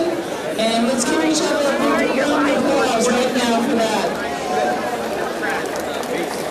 I have great faith in this fandom. It's great to see the stuff that people are turning in and not keeping for themselves. So on that note, if you find anything, please bring it to the Lost and Found booth. Which one are you getting? Do I need another one of these? You might. So he's bringing up something right now. Oh, it's a hotel key. Bow, chicka, bow. So if you find something, please bring it to Lost and Found in hall number 2. It's right there. Something, please come to Lost and Found. It's like all your favorite movies. Like Alien. Okay. But the shitty one. Right here. Which one do you want? Cool. Yeah, there we go. No, no, I don't think any of this stuff's for sale. Dude, you get some Tom Selleck stuff. No, some of it's for sale. Oh, some of it's for sale? Yeah. What's for sale? Let's see what's for sale. Anything that says not for sale. So they have the jacket from Terminator. Yeah. That's warm. Big deal. So crowded. Oh, that's Wilson. Oh yeah, you get Wilson. These items are going to be auctioned tomorrow. Not all of them. Some of them are collectors and not going anywhere. Right. 90% of these are being auctioned tomorrow to live auction. Oh, wow. Downstairs, 8 o'clock. Also online, the online bidding's already going on. 500, there's 500 plus items that are auctioning. These are all legitimate movie used props. They're Nice. not Wow. replicas, they're not knockoffs. They're legit. It's pretty good. You get Wolverine's gloves. It's not. It's under 12,000. That's the starting bit. Yeah. Alright, let's get the. Dude, that's Maverick's helmet. That's crazy. Give me a picture of Arnold's jacket, man. No, don't you want to be next to Tom Cruise first? No, God, no, that's not for sale. That's pretty awesome.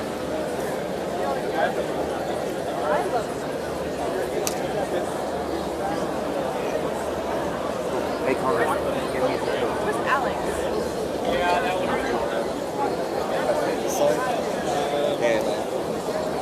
Make sure you get the label in it. Yeah, you have to get the label, of course. Otherwise, people don't know it's what it is.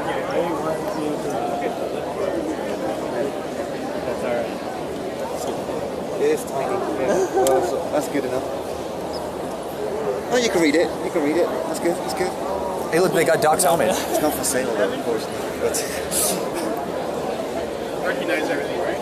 sure. Yeah.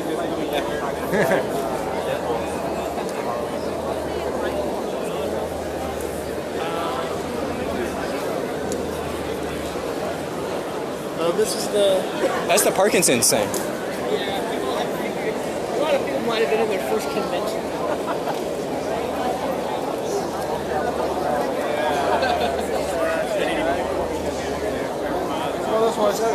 Did you see anything you wanted? What's this? That's the DeLorean line, I think. Oh, wow. Yeah, it's crazy. Is that like a VIP thing you have to pay for? Or what? No, I don't think so. That's right. Let's go. I think I may have spent too much money on pictures already, though, you think? Yeah, you did. Yeah. Why start now? Why stop now? Why start now? Hey, have you tried this new service, DVD.com? No. I watch Blu-rays, man. Look up. Oh. Yeah. I think I'm called Blu-ray.com. That's awesome. It's like they just took a bunch of old Netflix envelopes and turned it into a business. So that memorabilia thing, they I don't know if it's like a legit thing, but they had like the out of time California license plates. Yeah. Can you sell personalized license plates to somebody else? Like, can it transfer to someone else? No. No. So once you buy it, it's yours forever? Unless you stop paying the registration for it. Stop registering. Okay. It looked like a legit plate, so it's $15,000 for opening bid. Do you know how badass you'd be if you're driving around with that plate, though? I know. That kind of, like, there's kind of no price for that. I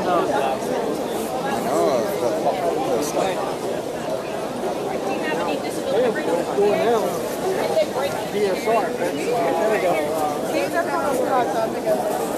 So crowded.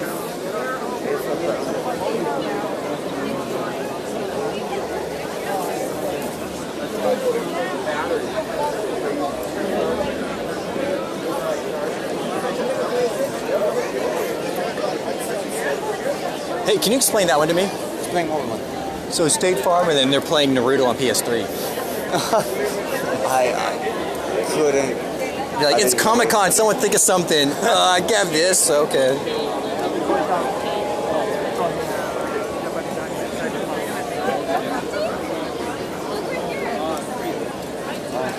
I have to annoy you with eye drop stop. Again?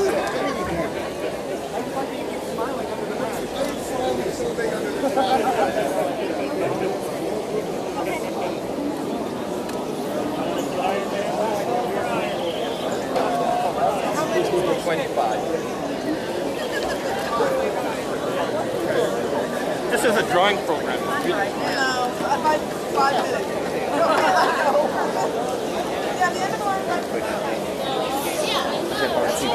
So unrecognizable after. Oh, okay.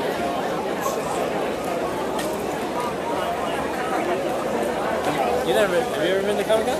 Never, man. My first con, dude. And what do you think? It's crowded.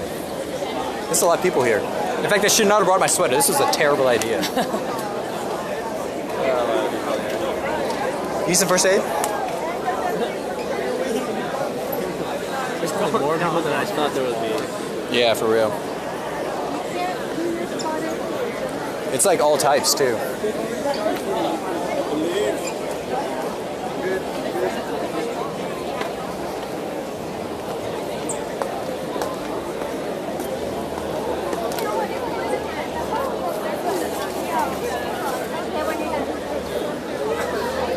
So, Rush, should have done is I could have just given you my printout for the QR code scan.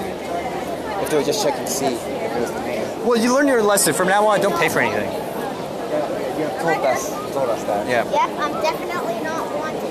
I wasted $10 there. You know, Michael J. Fox would have wasted that on some research or something. Let him do that.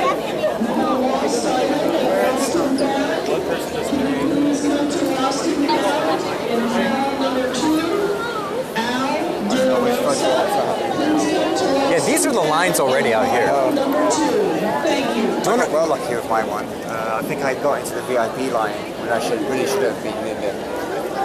Oh, you scamming too then? Not on purpose though. Same result. Okay, I'm going to start wearing it so that the sweat doesn't fall in my eye and I don't have this sky issue. Oh, that's a thing now. I was worried Monica how much I spent.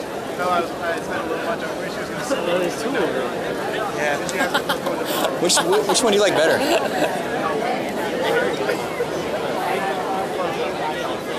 It's pretty good.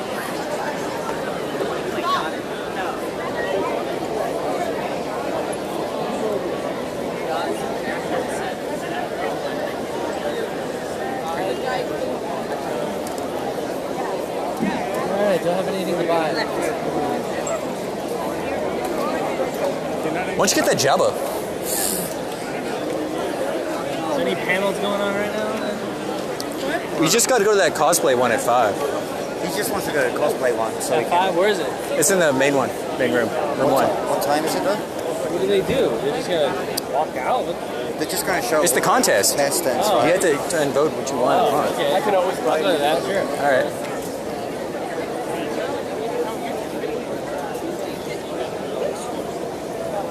Oh, really? Wait, were you guys at You won't be able to go to that, Conrad. It's at 5:15 to 7. 5:50 or 5:15? 5:15. Why can't Conrad go to that? He has to leave like 6, 5:30 or something. You can ditch whenever. I can kind of leave it. Oh, no, this is, yeah, I'm getting Now, do I want to buy anything?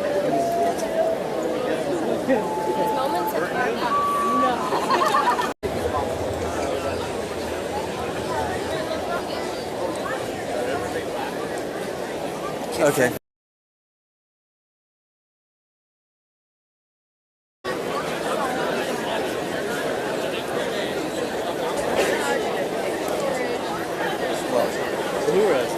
Yeah, I know.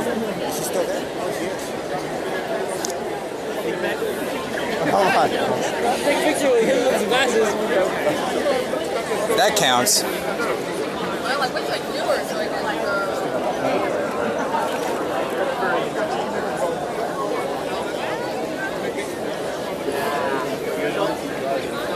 Pretty much If you want to take pictures of all the people, like that are going to con, and I think we have another 4 or 5 that are just coming down to play. I will.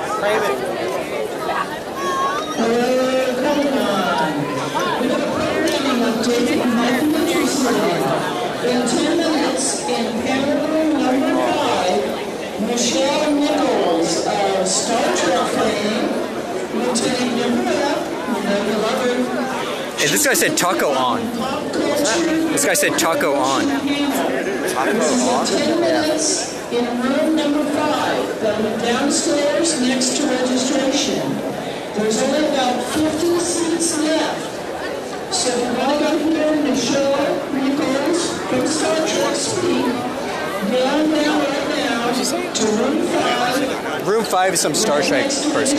I'll go. Thank you. Some Star Trek person? I forgot. I didn't recognize the name.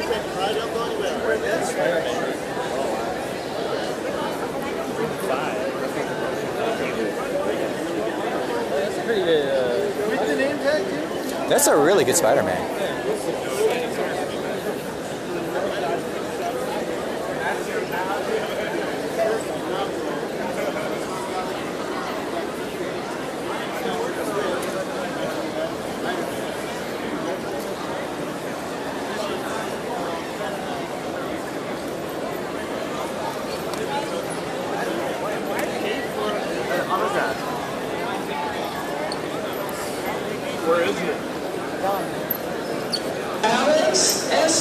long time since I've seen this many Marty McFlys. Esteban, we need you to come immediately to the information booth at wall number 2. Oh, right. This is Spotlight on Michelle Nicole. Oh, okay. Right. So the room lighting is just basically a Spotlight with Michelle Nicole. Thank you. Oh. So it's just her. Yeah.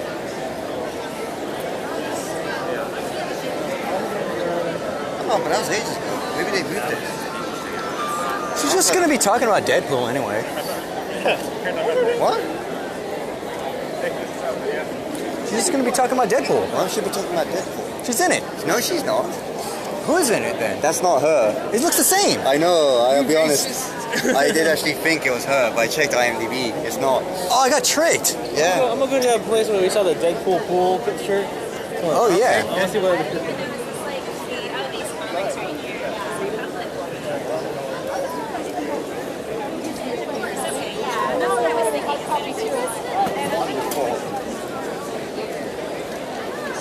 Oh yeah, get that one. This is the ones I'm talking about. Oh my god. What is wrong with you? I'm not selling it. Out of the way, out of the way. is there a... Yeah. That works, thank you. So what's the difference between these two? You bought your brother a toy. Oh, that's the... Yeah, let's not do that. It's a BB-8 rolling by.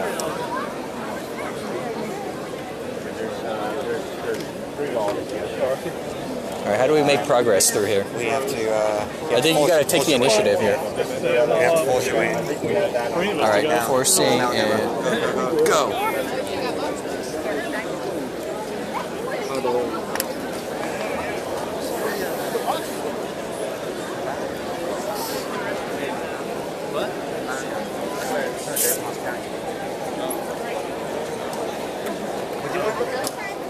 There were like some shirts. Remember we saw the Deadpools. Okay.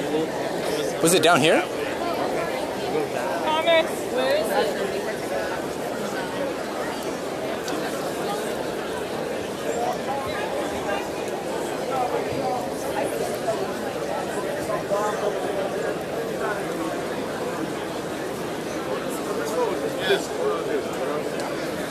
Bob Layton. Nice. Film them drawing, man. Right now. Those are pretty legit. You got a prelim sketch.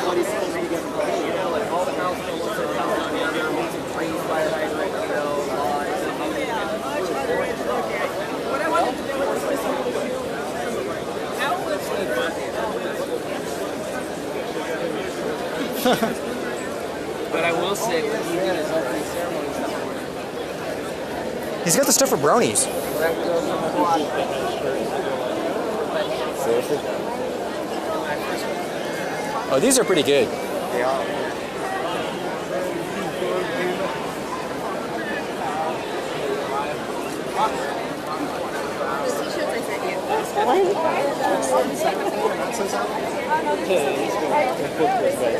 What's the book of all right? Of all those things.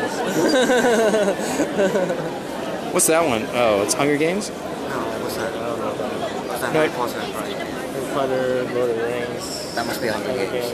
No, that's Game of Thrones. Oh, that's Game of Thrones? Okay. That's Khaleesi. Oh, the dragon, right, yeah.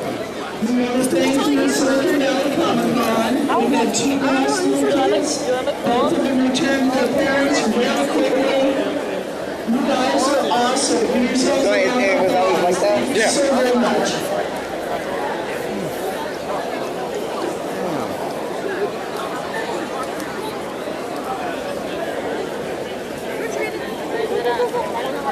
Hey, how come Simon rage quit on this so quickly? He just didn't, it wasn't his thing, is what he said. Was he horrified? There was no panels he wanted to see, you know, there was no... He really GTFO'd. He did. On Mondays, we just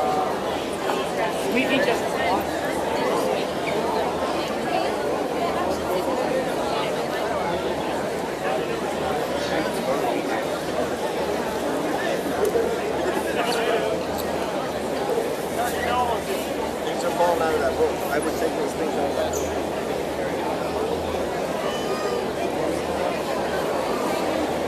Man, look at that line. That's crazy. What exactly is that?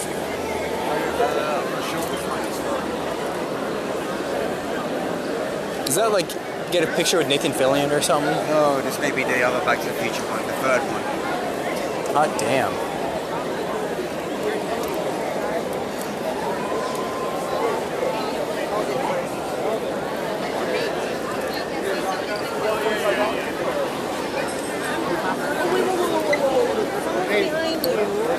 We'll go back to the other one. Oh man. All right, so what's your plan? Do you want to head into the 5 o'clock panel? Let's do it. Let's go. Oh, okay. Well, That's you. Did you see anything you wanted to buy yet? Or no. All right, then let's move on. Inspiration did not strike. It's too much. It's overwhelming. I can't. I'd have to look at You'll Amazon it later. Yeah, I can tell I'm disappointed from there. Huh. Yeah. He's not going to know. He won't know.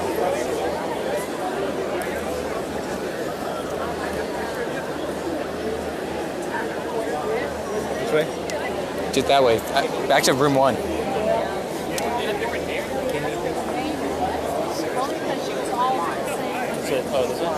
Whichever. It's down this artery.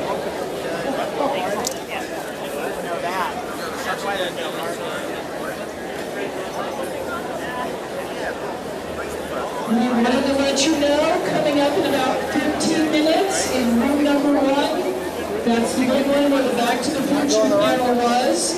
We are going to have the first ever Silicon Valley Comic-Con costume contest. So if you're looking to sit down for a while, see some great costumes, catch your breath, head on over across from where we are right now into the ballroom number 1, and then we're having the first ever Silicon Valley Comic-Con costume contest. Go cheer these folks on. They put a lot of work into new outfits. We got 1 hour.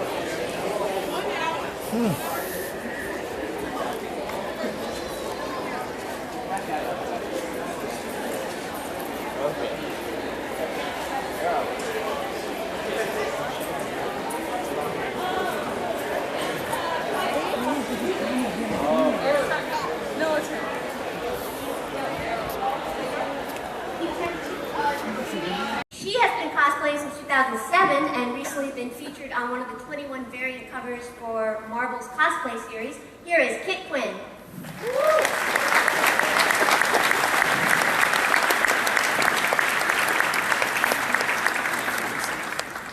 And finally, our last judge is an artist, sculptor, and world traveler who has created over 90 costumes.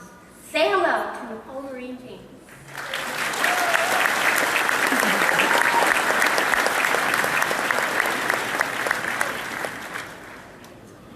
And of course, an iPad.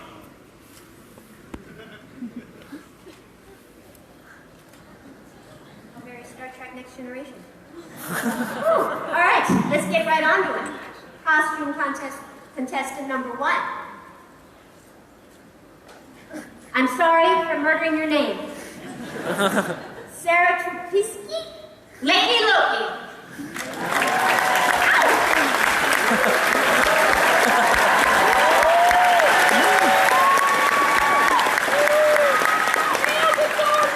Join my army and I shall give you technology beyond your imagining. Totally take care. It's pretty good.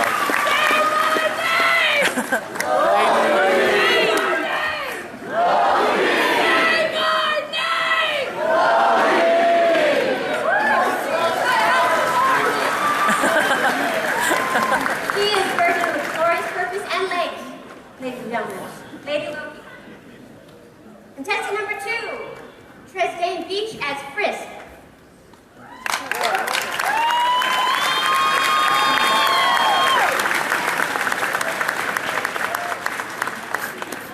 Frisk, you do a turn for us? Woo! That's right. Contestant number 3, Raj Sharma as Scarecrow. George! That's you, motherfucker!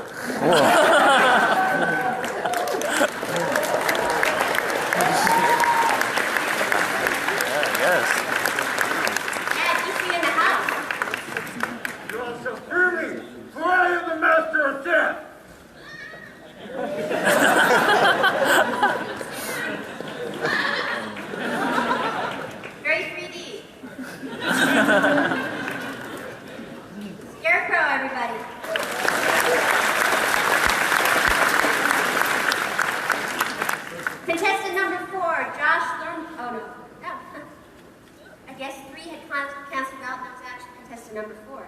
I can't count, really. Contestant number 5, Laura Duargio, Steampunk Melisandre. Laura, 5, please.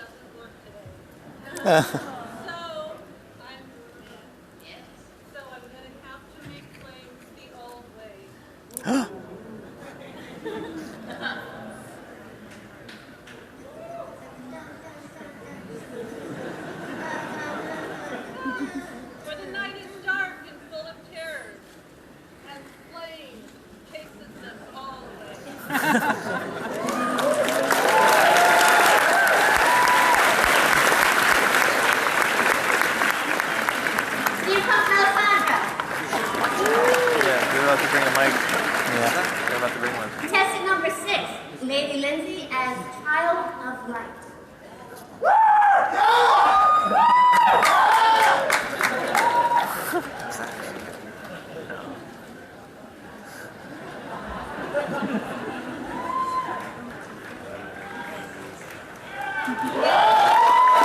That's pretty good.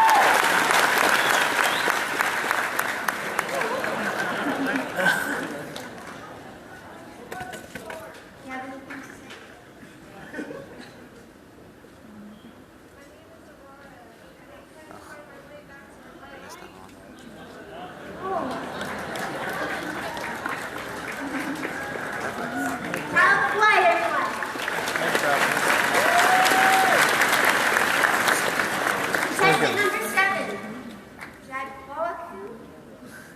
We'll be close enough. Lambda 11.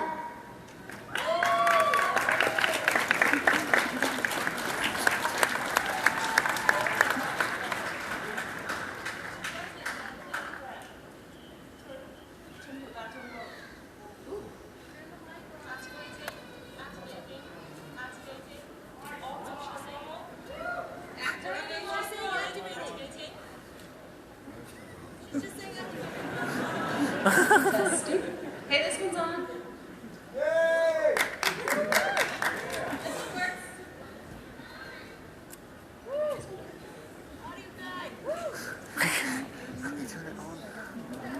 Oh. I'll take one. Yeah, here, this one's good. Thanks, babe.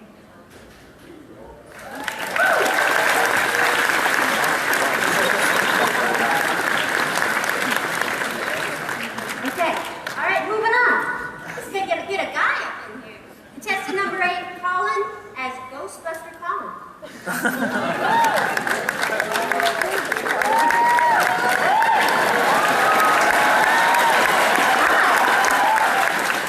Thank you. Are you tired of ghosts or anything scaring your house? Yeah. All right. Call the Ghostbusters.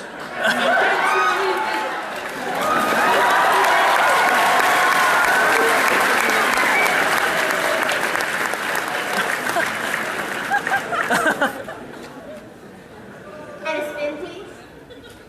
Thank you. Ghostbuster Colin, everyone.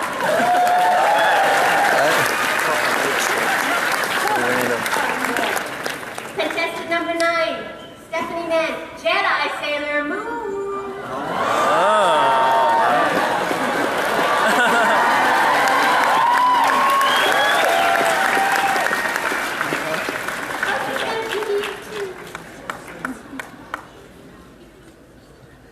Test. All right. Hi, I'm Jedi Sailor Moon, along with my Luna 8 droid, and together we will right wrongs and triumph over the dark side in the name of the moon.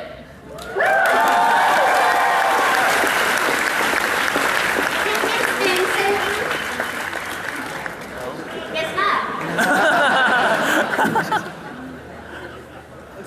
I'm not going to take on a Jedi. Contestant number 10, Marianne Tuttle, firing.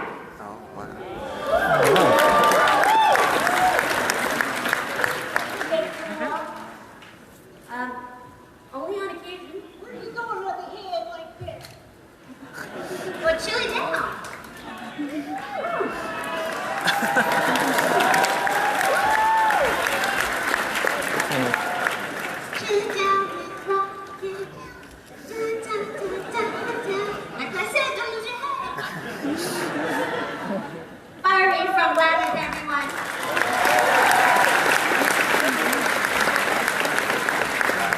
Contestant number 11, Kyle Johnson, medieval spawn. Whoa.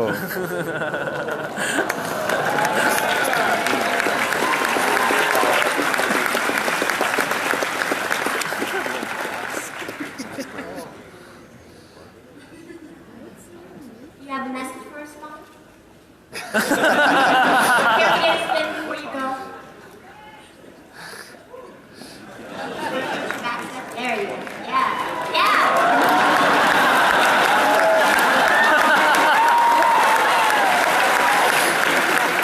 Beautiful Spawn, everyone. Contestant number 12, Chris Johnson as the Punisher.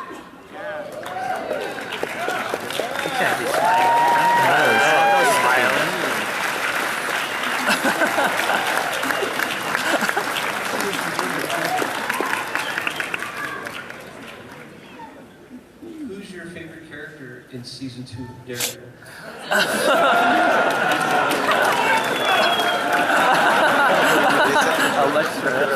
Sure, right after Electra. Contestant number 13, Edward Marmot, Skull Kid.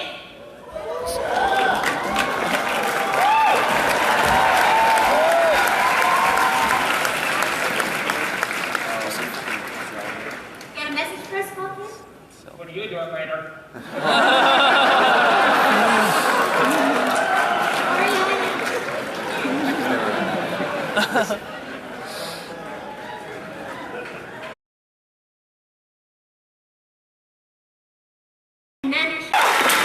Need Bim shake. Oh.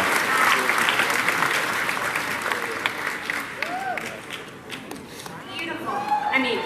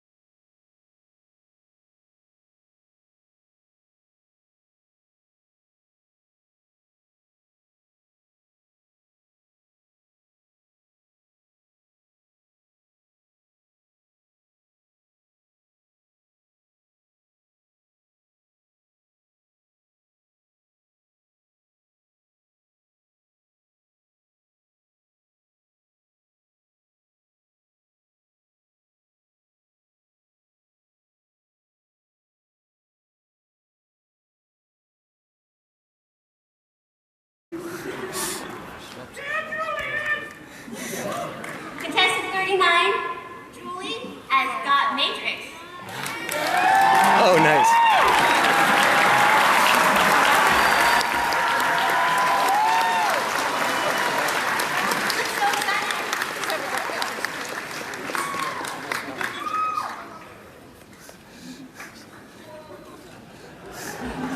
Here she goes. Baseball keeps the first for Mormon. Contestant 40, Andrew, as hero Momada, of course. Oh, hero, right.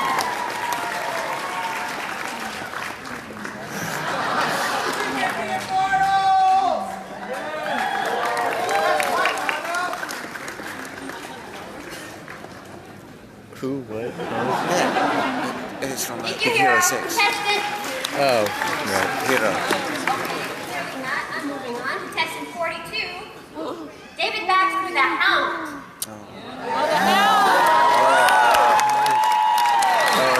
It's got a bucket of fried chicken.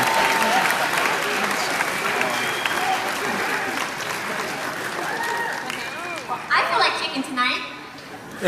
You're looking good.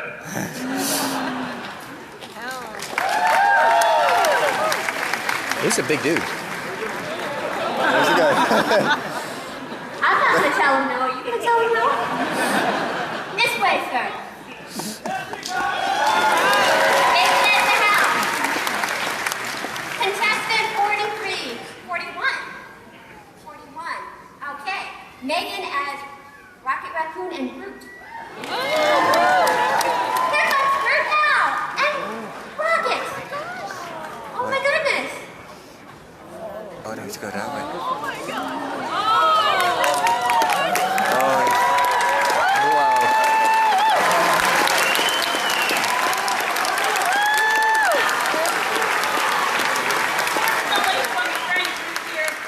His vocabularistics aren't good like you and me, so he's limited to just I am Groot, specifically in that order.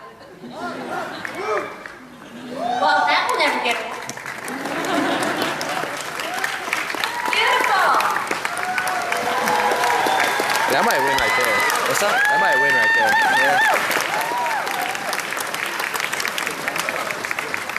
I look forward to your sequel. Rocket and Groot.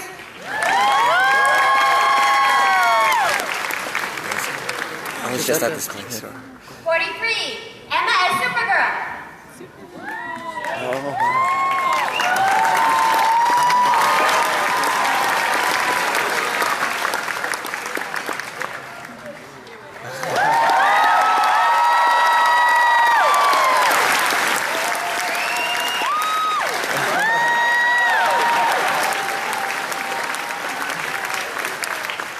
I am Supergirl.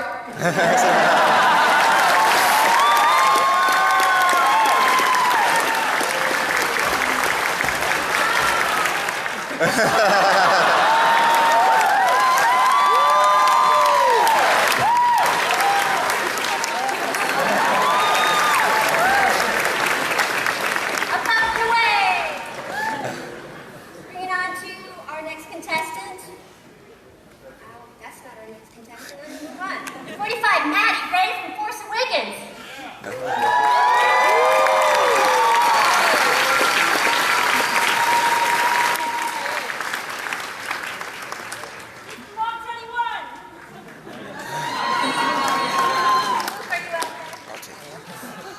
You might want to call it island. Like a water planet, maybe? Great.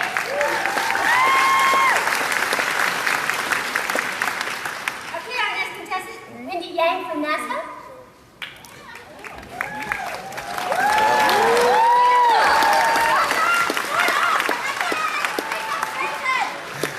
Okay, Off Earth, Florida Earth, the National Aeronautic and Space Observation. Yeah.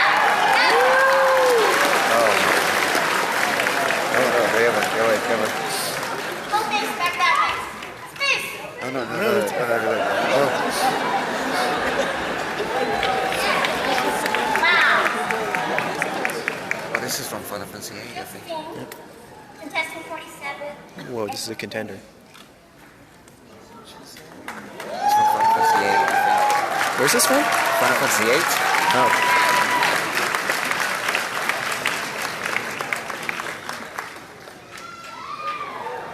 I think it is.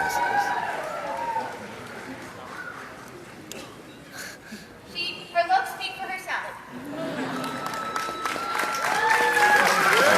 Maybe Kit Kat's coming next. Team Noble is up next with Will and Nick.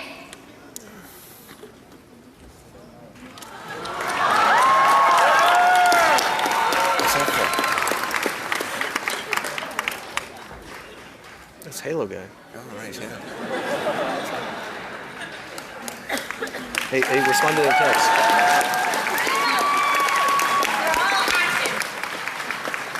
Contestant 51, Tyler as Frisk from Undertale? No? Okay, well, let's just skip on to something I want to see. Contestant 52, Jon Snow. Game of Thrones.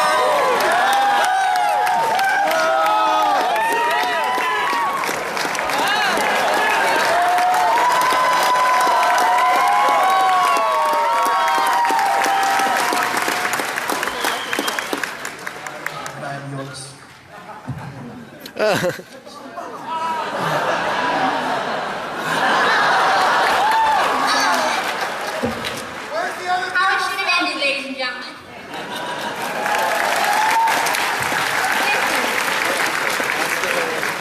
Brandon. Contestant number 50, Brandon. And I think you know what from.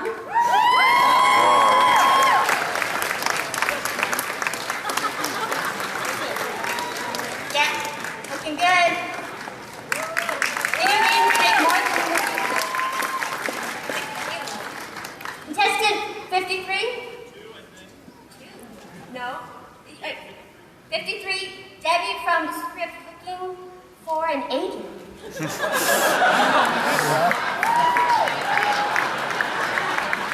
Sam.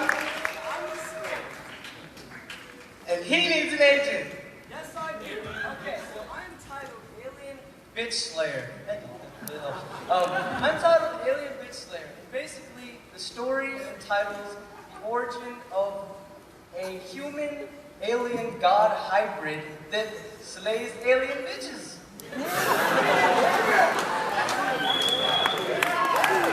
Dude, you could do viral marketing. Basically, we're trying to take this idea with an agent and get it integrated into video games or possibly a movie. So, And what's on the back of your script there?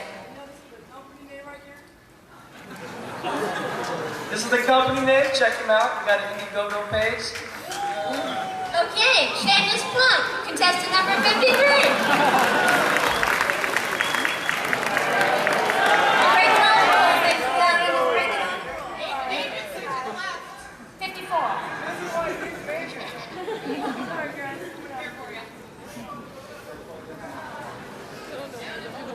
Contestant number 54, Thomas as Grey Warden.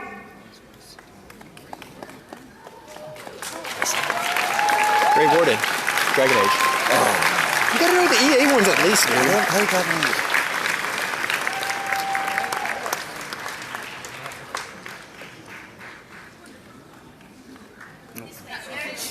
Noble Sir, Grey Warden. Contestant 50, Brandon Isaacs, Jedis of the Universe. Oh, wow. That is.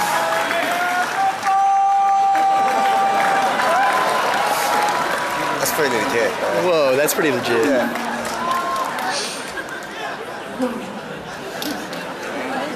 Dark Skeletal.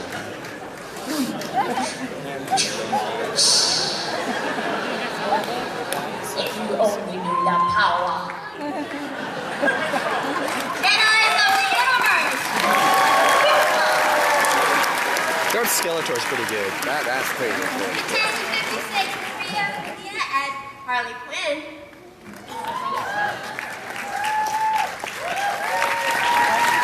Utah Skeletons, which one's your favorite so far? They like that one.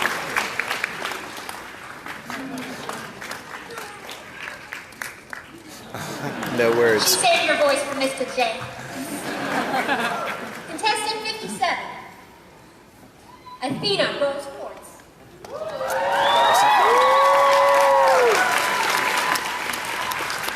This one's pretty legit, man.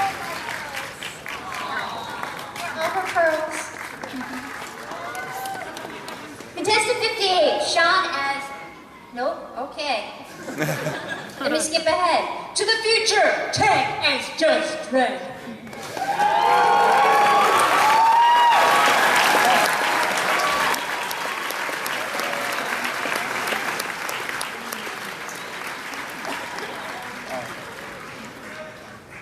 I am Judge Dredd. I am from Mega City 1. I've come to judge all of you today. And you.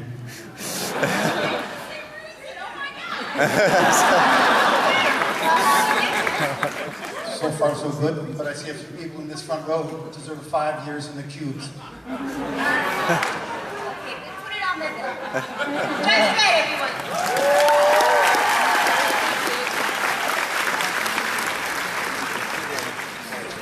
Contestant number 61, Riley as BB-8.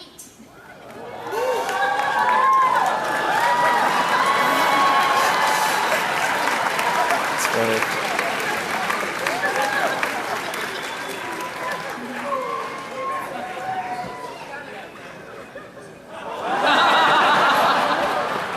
You have speech for us, BB?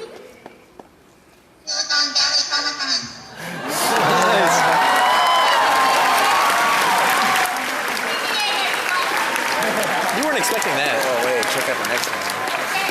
Like that, you're gonna probably love this. Dylan is all-terrain scout transport. That's what ATS does. Whoa. Oh, that's pretty legit.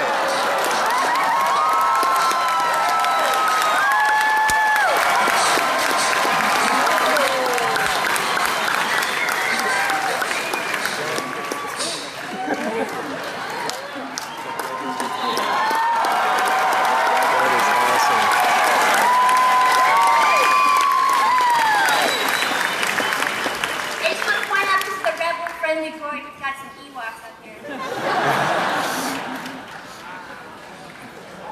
Back to Endor.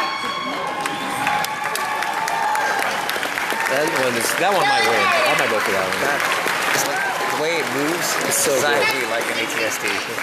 We have Jesse as Moving Harmony from Kill Olive Bell.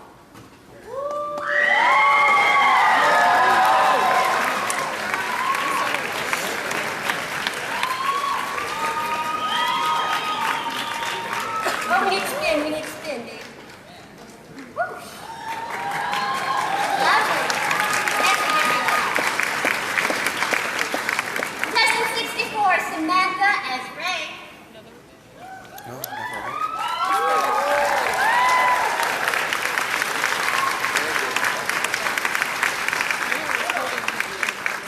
The Force has awakened again, and it's strong in every single one of you.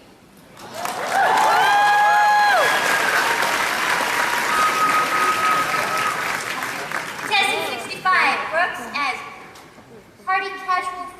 That's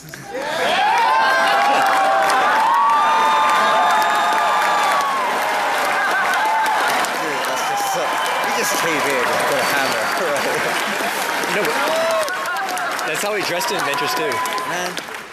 People of Earth, I have come all the way from Asgard to deliver this message. ABC, always be cosplaying. Thank you.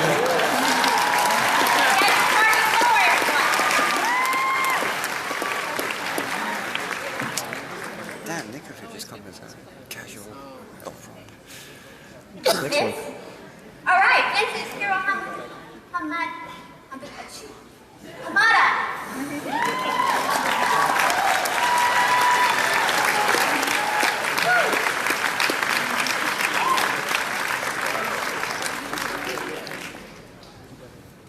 Have you seen my friend Baymax? Have you seen him? Baymax! He's probably in the back.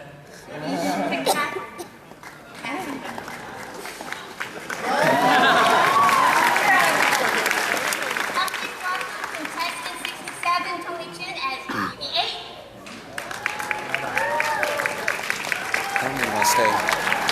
How much? Do you want to stay till the end? I can leave whenever. You just got to go out on a good one. Okay. And that's a pretty good rotation. Looking for Finn? Hello?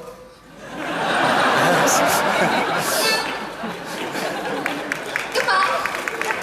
Be there if you want.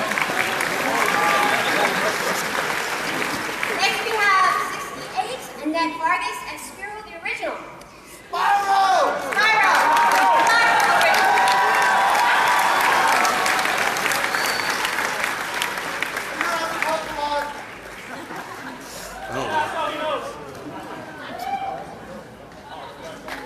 Hi, I'm Spyro.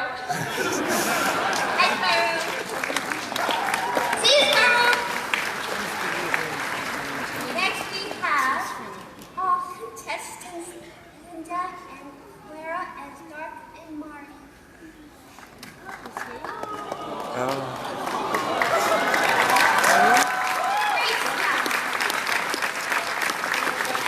I'm just going to skate to...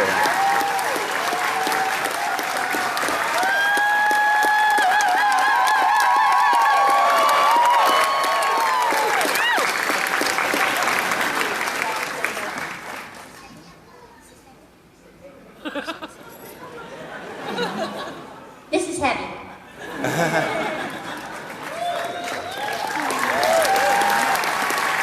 Thank you, Marty. Thank you, Bob. Yeah. Contestant 70, Sarah as Loki.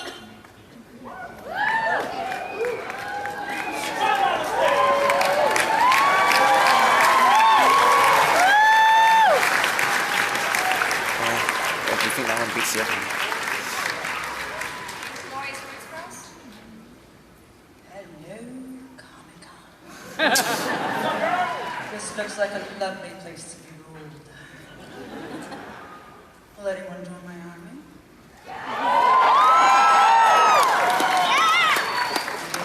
Okay. She'll be recruiting down home. Loki.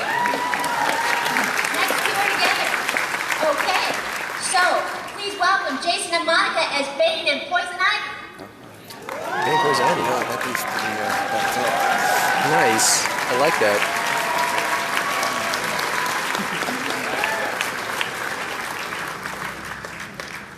That's where you got Mountain Dew. Bane doesn't talk. Watch this.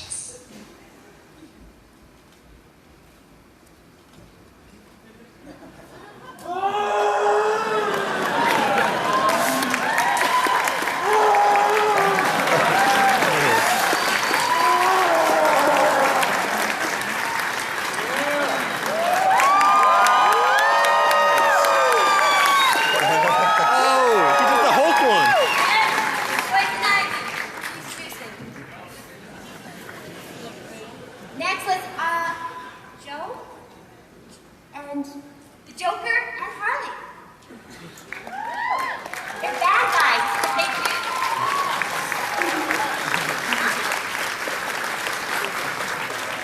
So, sweetheart, after we kill Batman, we're gonna go for a ride in the Batmobile?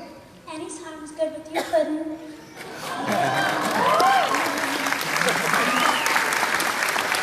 Joker and Harley, also known as Jay.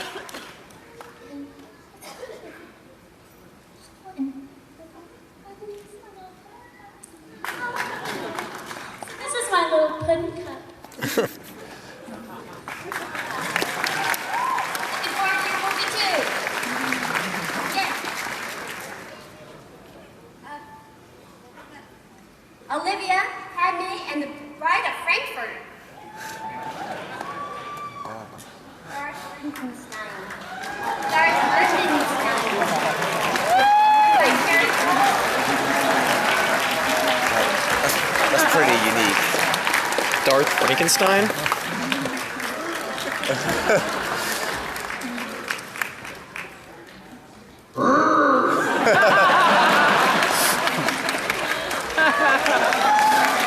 I know exactly what you mean.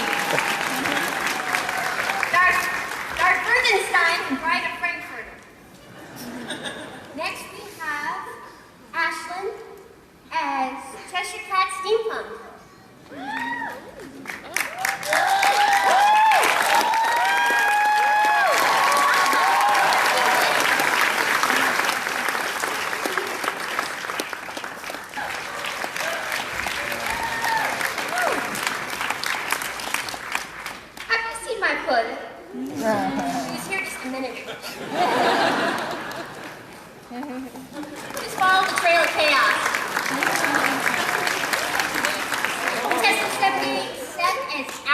Akbar. Oh, yeah.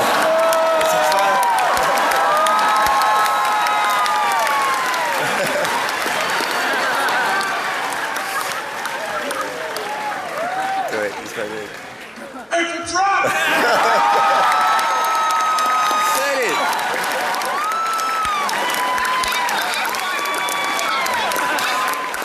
He said it. Next up we have Kaylin is Angel Dragon Sunspeaker. Wow. I don't know what that is.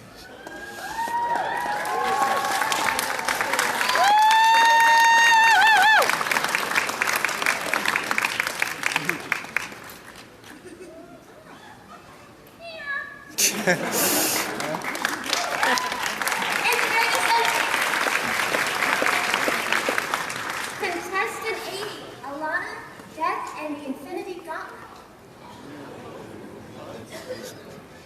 Am I right? Spoilers! Okay.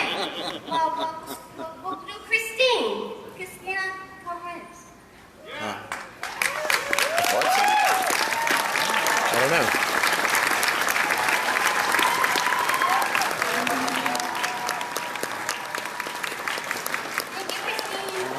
A tiny princess coming. All right. Oh, you love Predator. Say hello to Devin, Little Predator. It's Little Predator. Yeah. Oh, wow. It's got the tiny mirror thing there.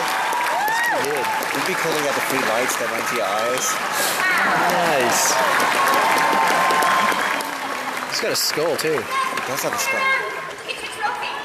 Oh, he's got a Bonnie.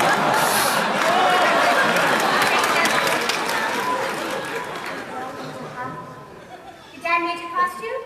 You made it very well. You look wonderful. Fantastic. Very big class. I didn't get picked up the front.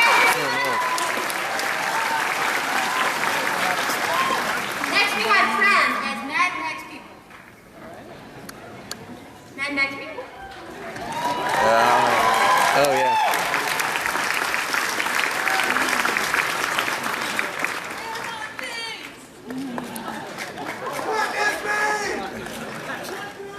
We're not things.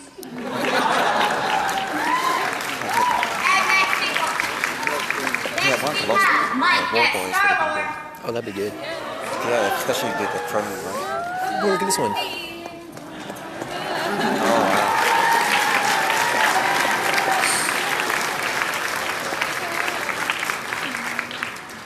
Peter Quill, better known as Star-Lord. Star-Lord.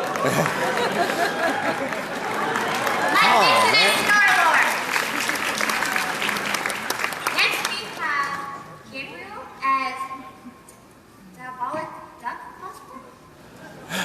Is that It right? doesn't look very diabolical to me. Is that I don't see one. Okay, I'm gonna go with Foxy the Pirate Fox. No? No? You're diabolical? You are diabolical. Gabrielle, even there. No, it's because I hate. Love your hat. I don't understand.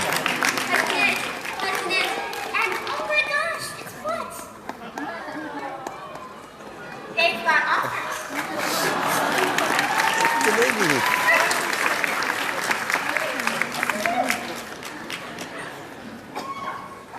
You One of those days for everyone. Madam Stanley, that's it.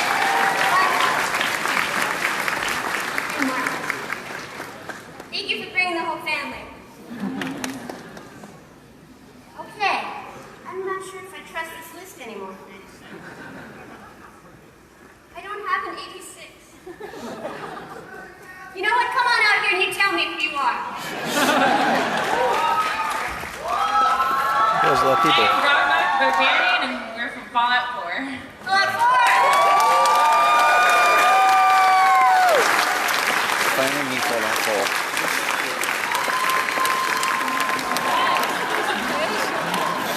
What? You gotta start playing Fallout 4 now, right? No. Fallout 4, thank you very much. Alright, it's mostly over now, right?